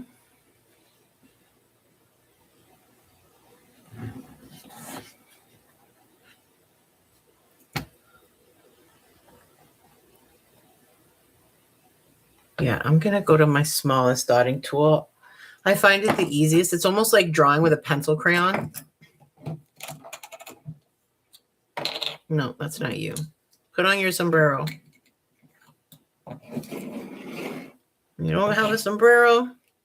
Get a really bad tan, bro. You know, burn your ass. Nobody likes that. So I am butting up as close as I can to these dots without hopefully not pulling the paint and blending it into the paint that I'm using. Like that.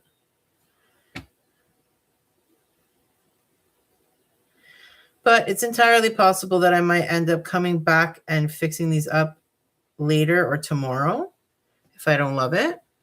So far, I'm happy with it. I think we do another one here.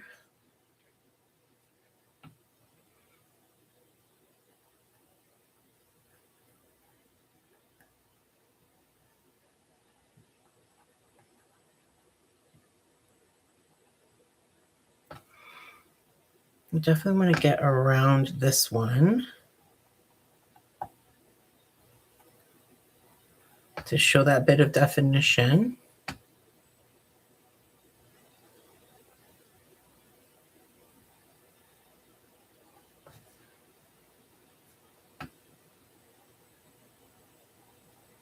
I'm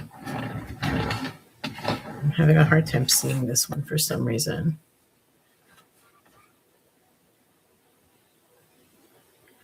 Open up them peepers, Mary.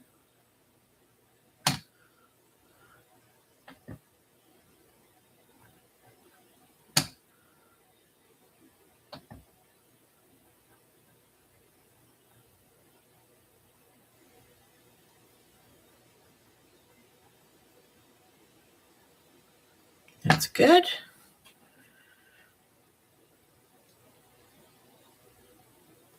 Should we do this section? We'll make that like a curve. I think so. There's no way to make it a circle, so we're just going to give the illusion of a circle.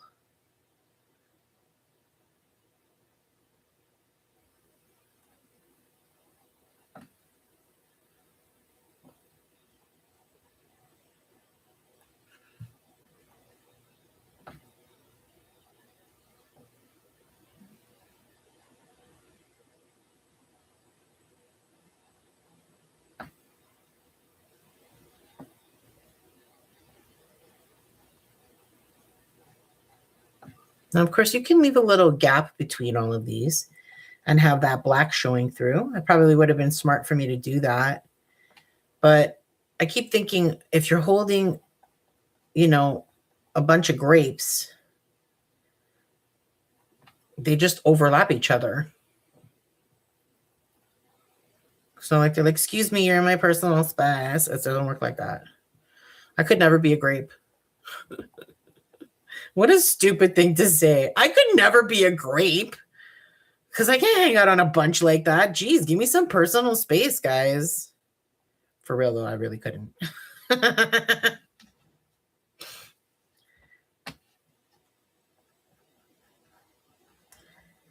Well, I gotta say, I don't think I ever would have imagined that I would say on my channel, a crafting channel where I make wreaths and candles and dot painted projects, I'm not a grape, or I could never be a grape. Like what just happened? How did we end up here?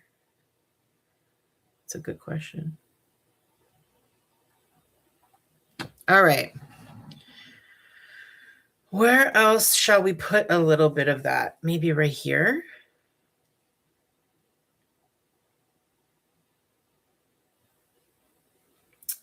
I have to decide how I'm going to fill those two spots because I want contrast. So I can't keep putting this purple in there. So now we need either a little bit right here, or I got to go to this purple right here. Well, no, it needs to be here. I need that purple here. Right? Yeah, let's try that. So now I've got two purples. I don't even know what I did with that original one. I think I darkened it, so I can't use it again anyway. Right. Okay. Mary, like, what is happening? Get it together.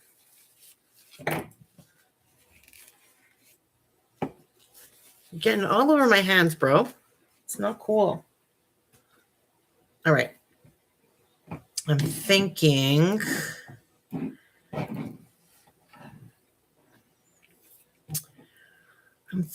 this color, we're going to just put a little bit right here to almost make it a curve there.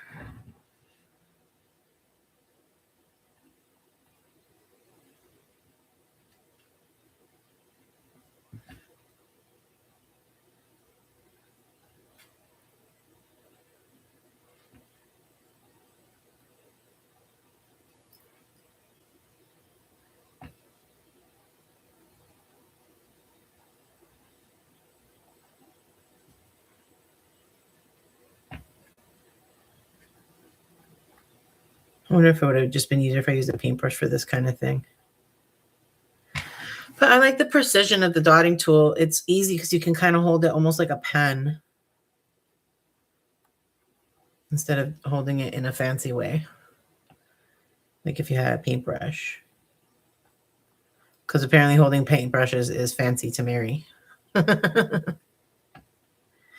I'm actually going to leave that little gap that's there between those. I want that little bit. I don't know if you can even see it, but there's a little gap between the one I just put in and this guy. I'm going to leave that alone.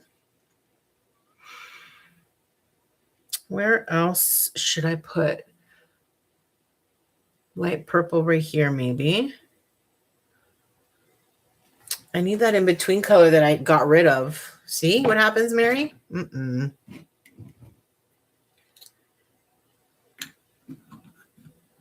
Maybe I'll just use this straight up purple a little bit. Because literally I only have a little bit of it left.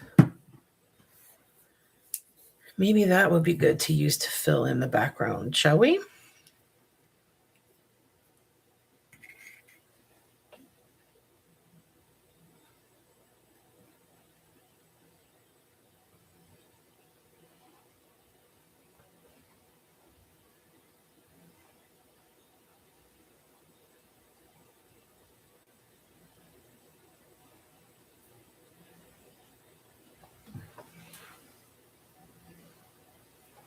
I think that's okay. We'll do this little spot here as well.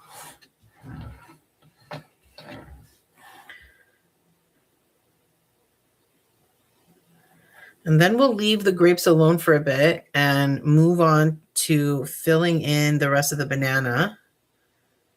We'll give this a chance to dry and then see if there's anything we want to do to emphasize one grape over another, like some kind of shading or something. I don't think I will, because I think we have enough colors now that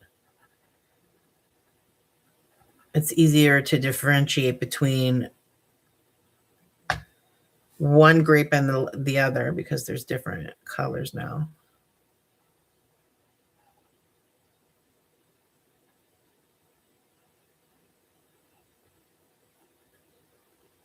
Okay.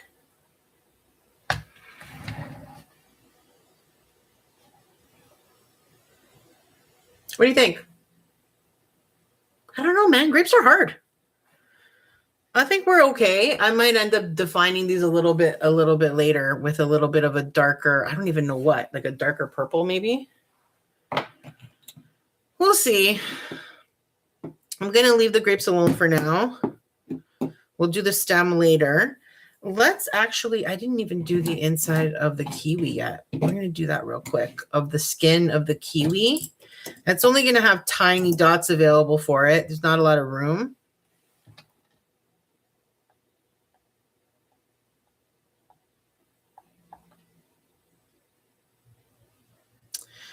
It's not the same color, but I don't want it to be because then you wouldn't be able to see the difference.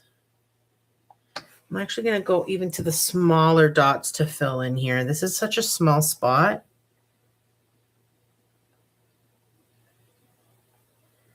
Really, we could have filled it in with the paintbrush.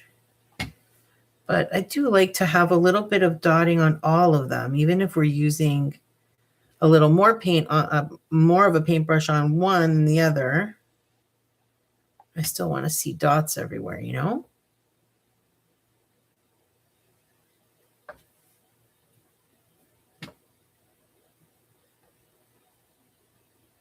Man, these dotting tools can get so small. These dots are tiny, tiny, tiny. Now, if you don't have dotting tools at home, comparable to this, I would say is a toothpick.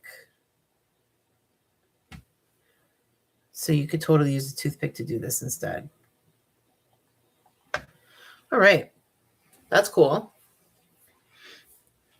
All right, let's go ahead and start filling in the banana. We're going to stick with this really bright yellow as the fill-in color. And I'm going to be using, again, my smallest dotting tool, the 0.8 millimeter, which is comparable to a toothpick. And we're literally going to start from one end to the other and just fill in as much as we can.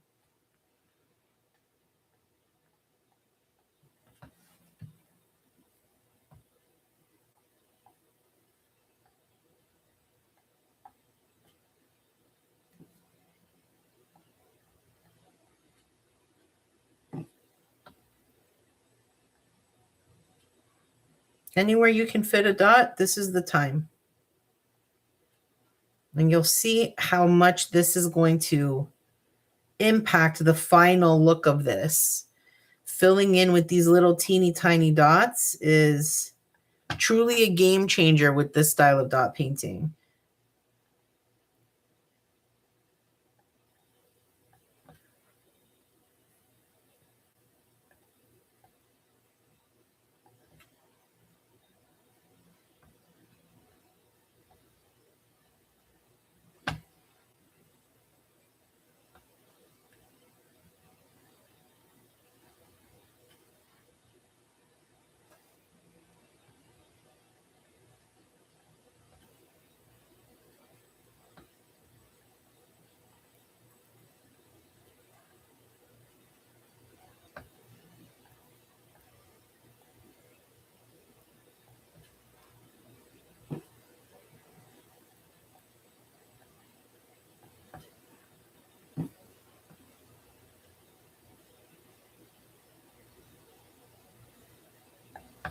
That was questionable.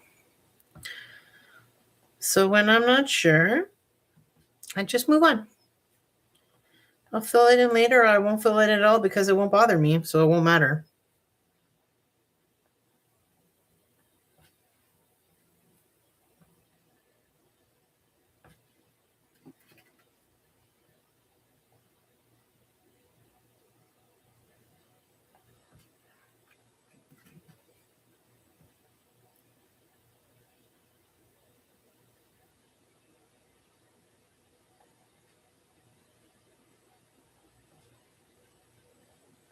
Do you see the difference between this half of the banana and that half? Now that we've filled it in with all these little dots, it makes a big difference. You can really see how that's filled in the banana really well. And I mean, honestly, you could spend so much time doing this part. And I normally do, but we are already 2 hours into this live stream and I'm getting tired. There's only so long that you can dot paint in this position because I am hunched over a bit and, you know, using my hands a lot, and this position can get achy. So I'm going to I'll try to go a little faster in the sense of not being so detailed with getting this filled in super well like I normally might. We'll be a little more loosey-goosey today.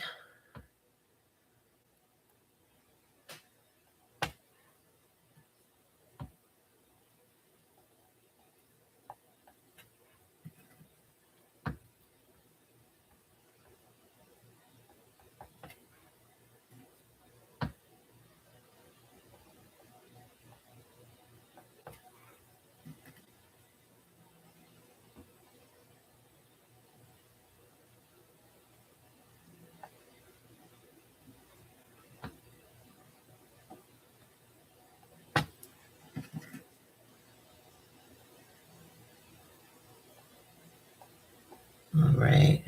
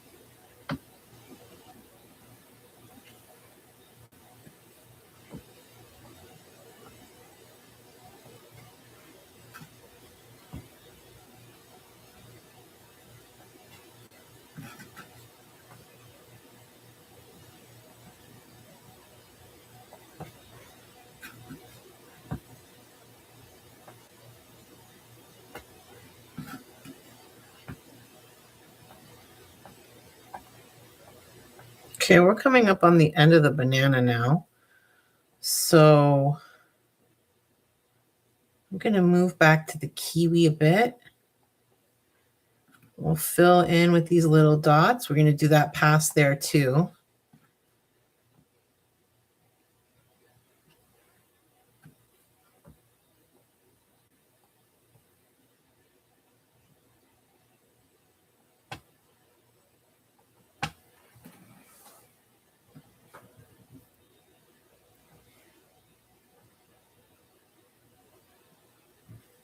Okay.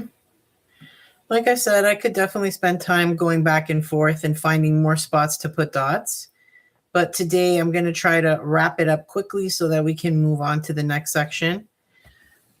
So I would consider this banana done. Assuming you don't want to put more dots in, you're good to go. And I think that looks great. Very nice banana. All right, let's move on to, oh, you know what? I just had a good idea of how I'm going to differentiate these instead of just putting shading, I could do dots around them a little bit. We'll see. All right, let's go to the kiwi. We're going to go ahead and fill this in now. So I'm going to use the edges with that darker green. We'll do some really teeny, tiny dots. Like, I don't think it's possible for me to touch something without getting paint on my hands. C'est impossible. I'm going to have a little sip of water.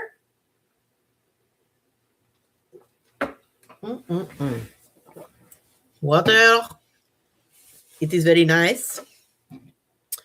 Okay, let's go ahead and get started filling in this green.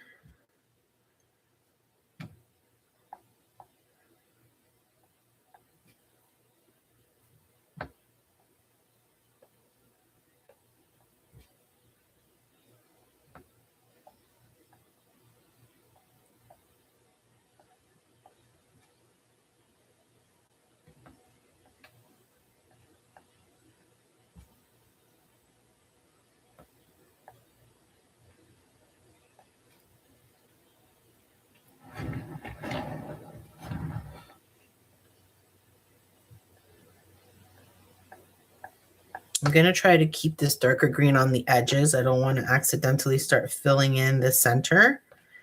This is more to kind of do that bright to dark, which it's not really. This is like bright all the way around, but to have a little bit of a differentiation.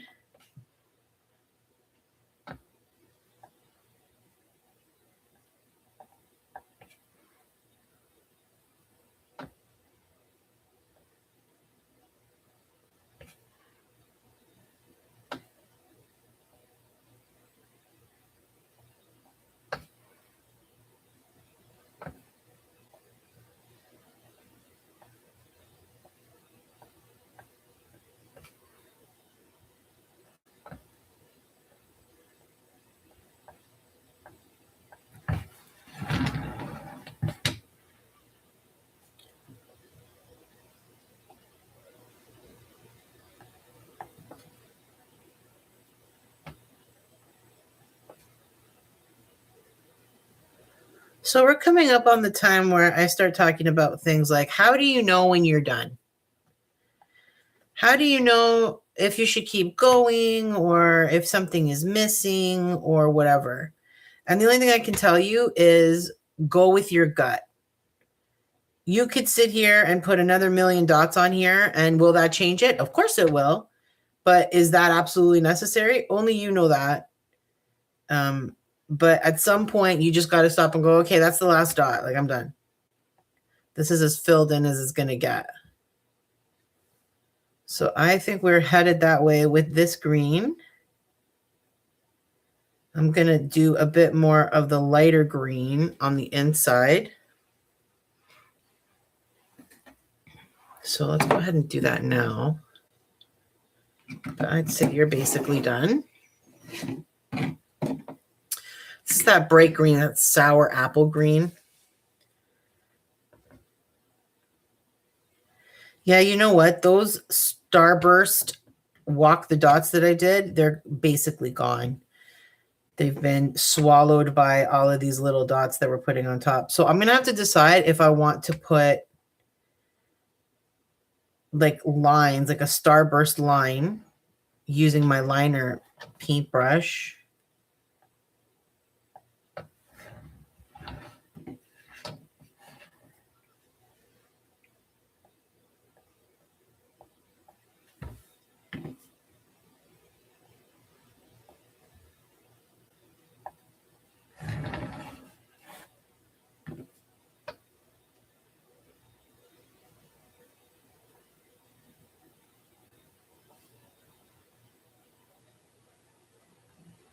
I mean, I think that's as filled in as it's going to get. But you can't really tell it's a kiwi, right? Because we still have to, the black seeds are not possible to be done when you have the black background. I'm thinking I might actually do some lines with the liner brush. Ooh, I'm torn because if it doesn't look good, then I'm going to really destroy my kiwi. I think I might though, because why not? Because why not?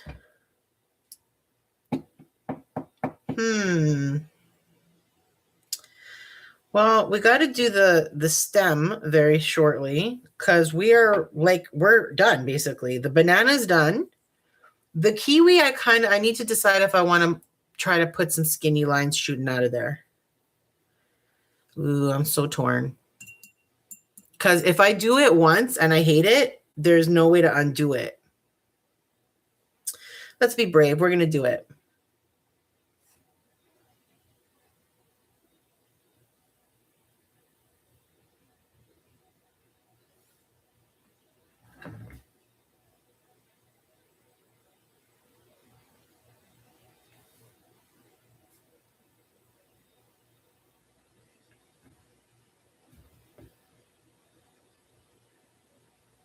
I'm actually okay with this. I think that's going to look kind of cool.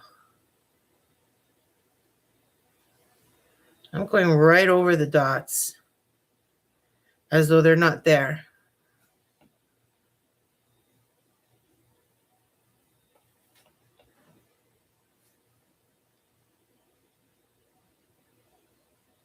Which I guess in theory they're not, because this is, you know, I did that unintentionally. I got some green in the beige, and I don't think it's dry enough. I hope I don't destroy this now. Oh yeah, it's dry. Very good.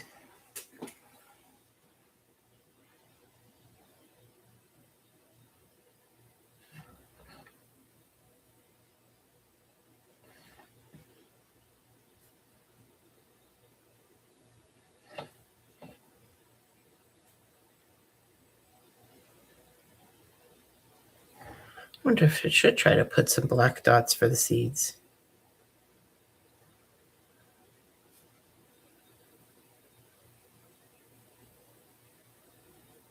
Oh.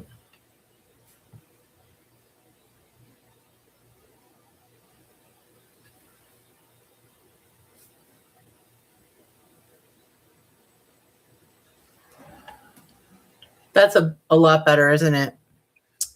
I think so.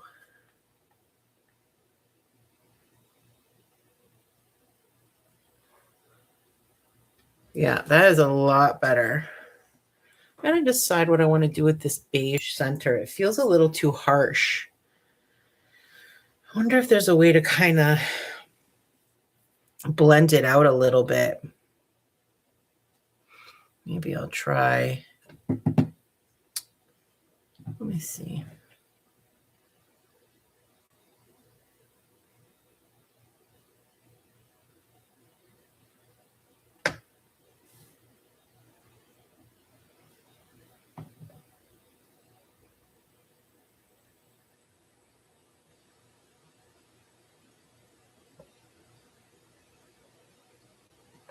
I don't really think I'm accomplishing anything here. And this paint is hella thick.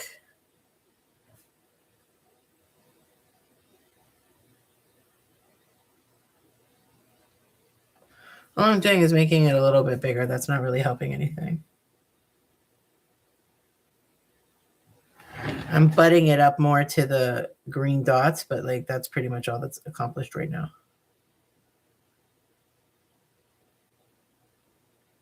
All right. I think I'm going to do a couple of black dots and see if we can get the concept or the idea or the look of some seeds. I don't know if that'll be possible considering how much black is peeking out from the background, but we'll give it a whirl. I think I'm going to use the top of this, which is a 1.25.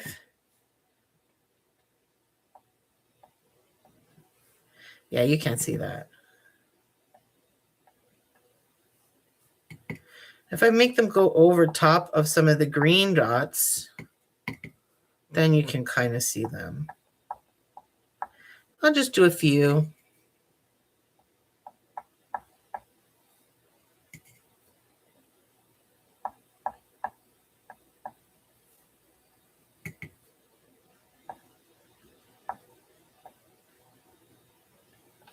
All right. Maybe this over here could use one. Boop. Okay. Now we got to paint our stem, our grape stem, and decide if we're going to do anything to define the edges of these grapes or not. I don't know that I'm actually going to. I think I might leave it as is. So I want to do kind of like a browny green color so that it's, because the stem is weird. It's not quite green. I mean, sometimes it's green. So a little bit of Christmas green and a little bit of burnt umber. And hopefully that should be good.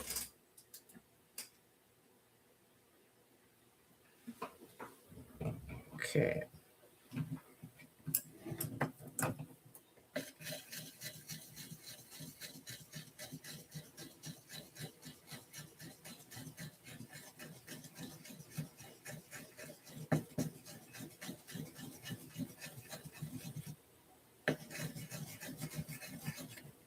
Okay.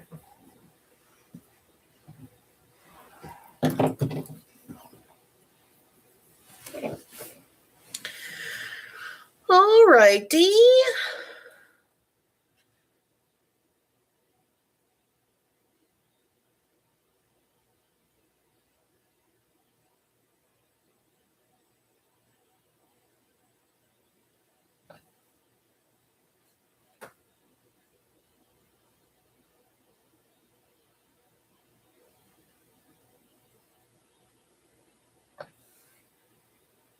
Okay, now this.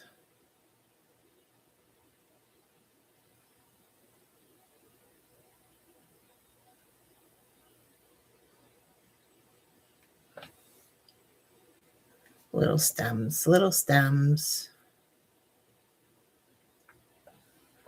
Now this one is going to be fun because it's curly.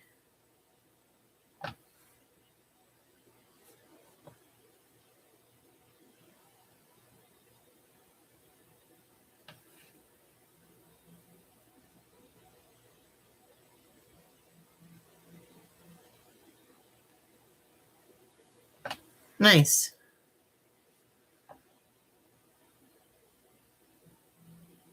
All right. Our stem is done lickety split. Cute. Should I do anything else? Maybe a little bit over top of this one. You can kind of see a stem there. I don't want to make this complicated.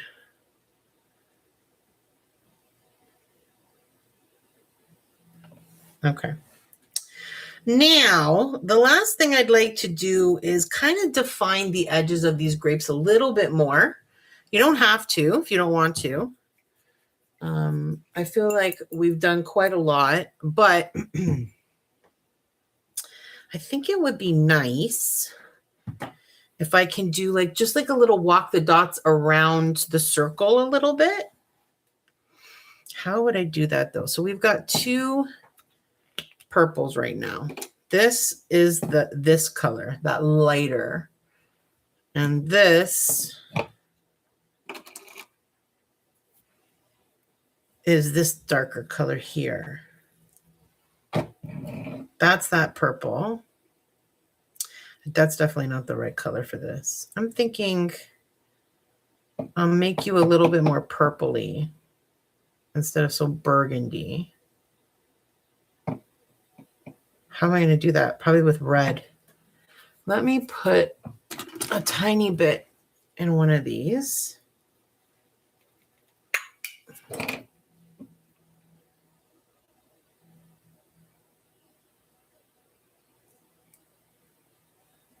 Okay. Put some red.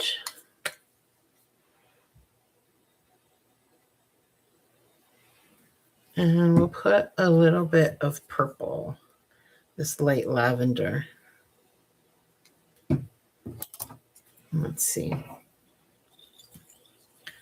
Let's see what is the result. That's nice. I think it's different enough. Okay, let's try that.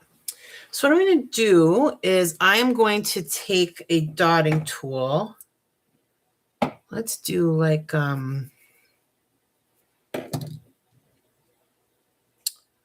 want to do a 2. I feel like that's going to be big. I think I'm going to do the top, which is again a 1.25. And what I'm going to do is I'm going to try to dot around this dot.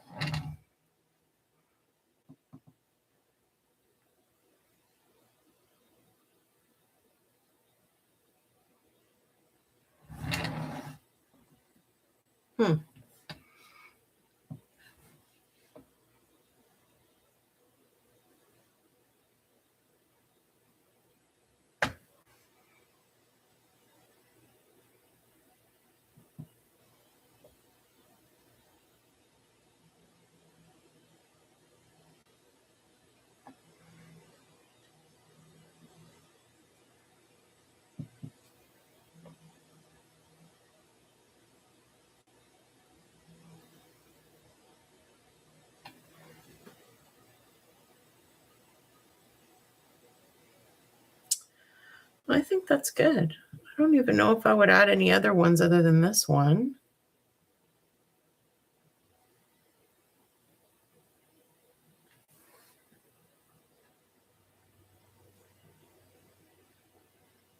Should we do like a more of a purpley bit? With what? Like that color? That's really light though.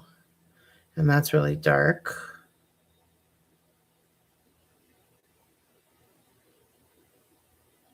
I think I want something on here, right here. Well, then do this. You're already doing the other ones like this.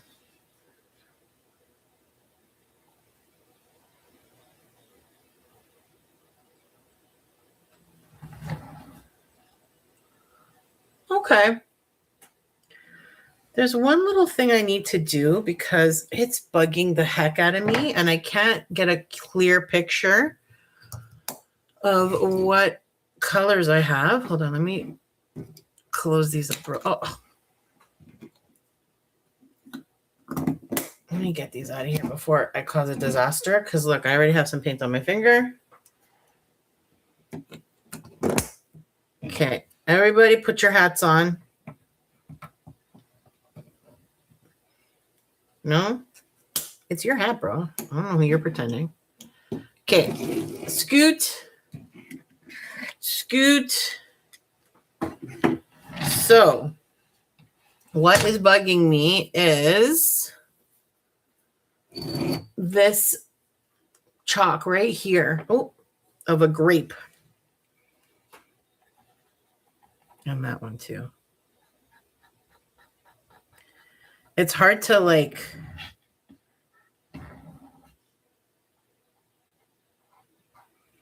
visualize properly with this there. It kind of is like throwing it off for me.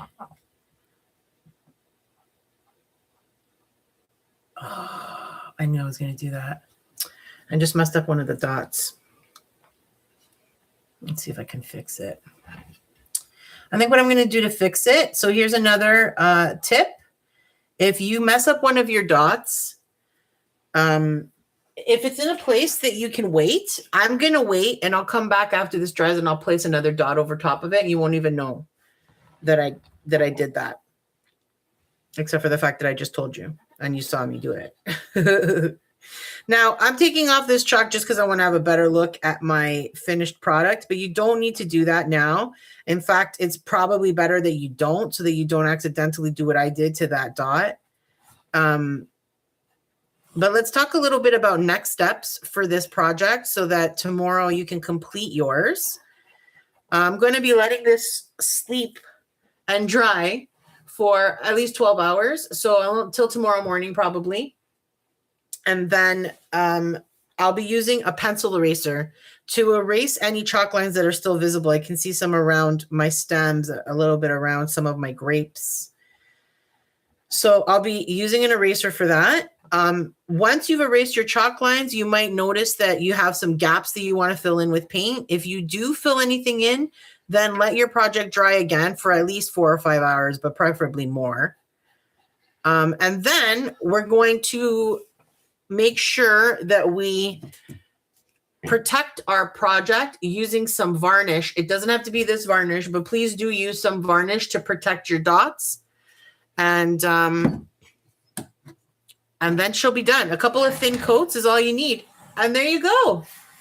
We just dot painted some tropical fruit on a lazy Susan. I think that came out really good. I'm really happy with that. It's definitely something I've never done before. I really enjoyed doing this project with you. I hope you enjoyed making it with me. I do beginner-friendly dot painting projects on this channel at least once a week. Actually, I've just recently changed my schedule. So every other Sunday at 2 p.m., I will be here dot painting. So this is yay this Sunday. Next Sunday, nay. And the Sunday after that, yay again. So stay tuned. We're going to keep making some really fun seasonal projects like this one. All beginner friendly. I'll take you through everything step by step. I'll tell you about the materials that I'm using, where I got them from, the tools that I'm using, alternative tools if you don't have any dotting tools at home. And if we're ever transferring an image like this one, I'll also provide you with a free downloadable in the description of the video like this one. So you can totally find that in this video as well. And I hope you enjoyed making this with me. I had a blast. I always enjoy dot painting. It's very zen for me and something that actually it's what got me into crafting is dot painting, believe it or not. So if you're interested in learning a little bit more about dot painting, check out my channel. I have a ton of these step-by-step live stream type of formats where you go through it all from beginning to end, hearing all the merry yippity yapping. But I also have a lot of the shorter ones, 5, 10, 15 minutes long. They're a lot more edited. They're a lot more sped up. You're not seeing every single step, but you're not going to save any time on merry yammering because I yammer from start to finish in those as well. That's what I do. Yep, it's true. Anyway, I had a great time. If you enjoyed this, please hit that like button. It really does help me out. And consider telling a friend who might enjoy having some fun in the craft room with me. And don't forget to subscribe so that we can continue to get crafty together. Toodaloo!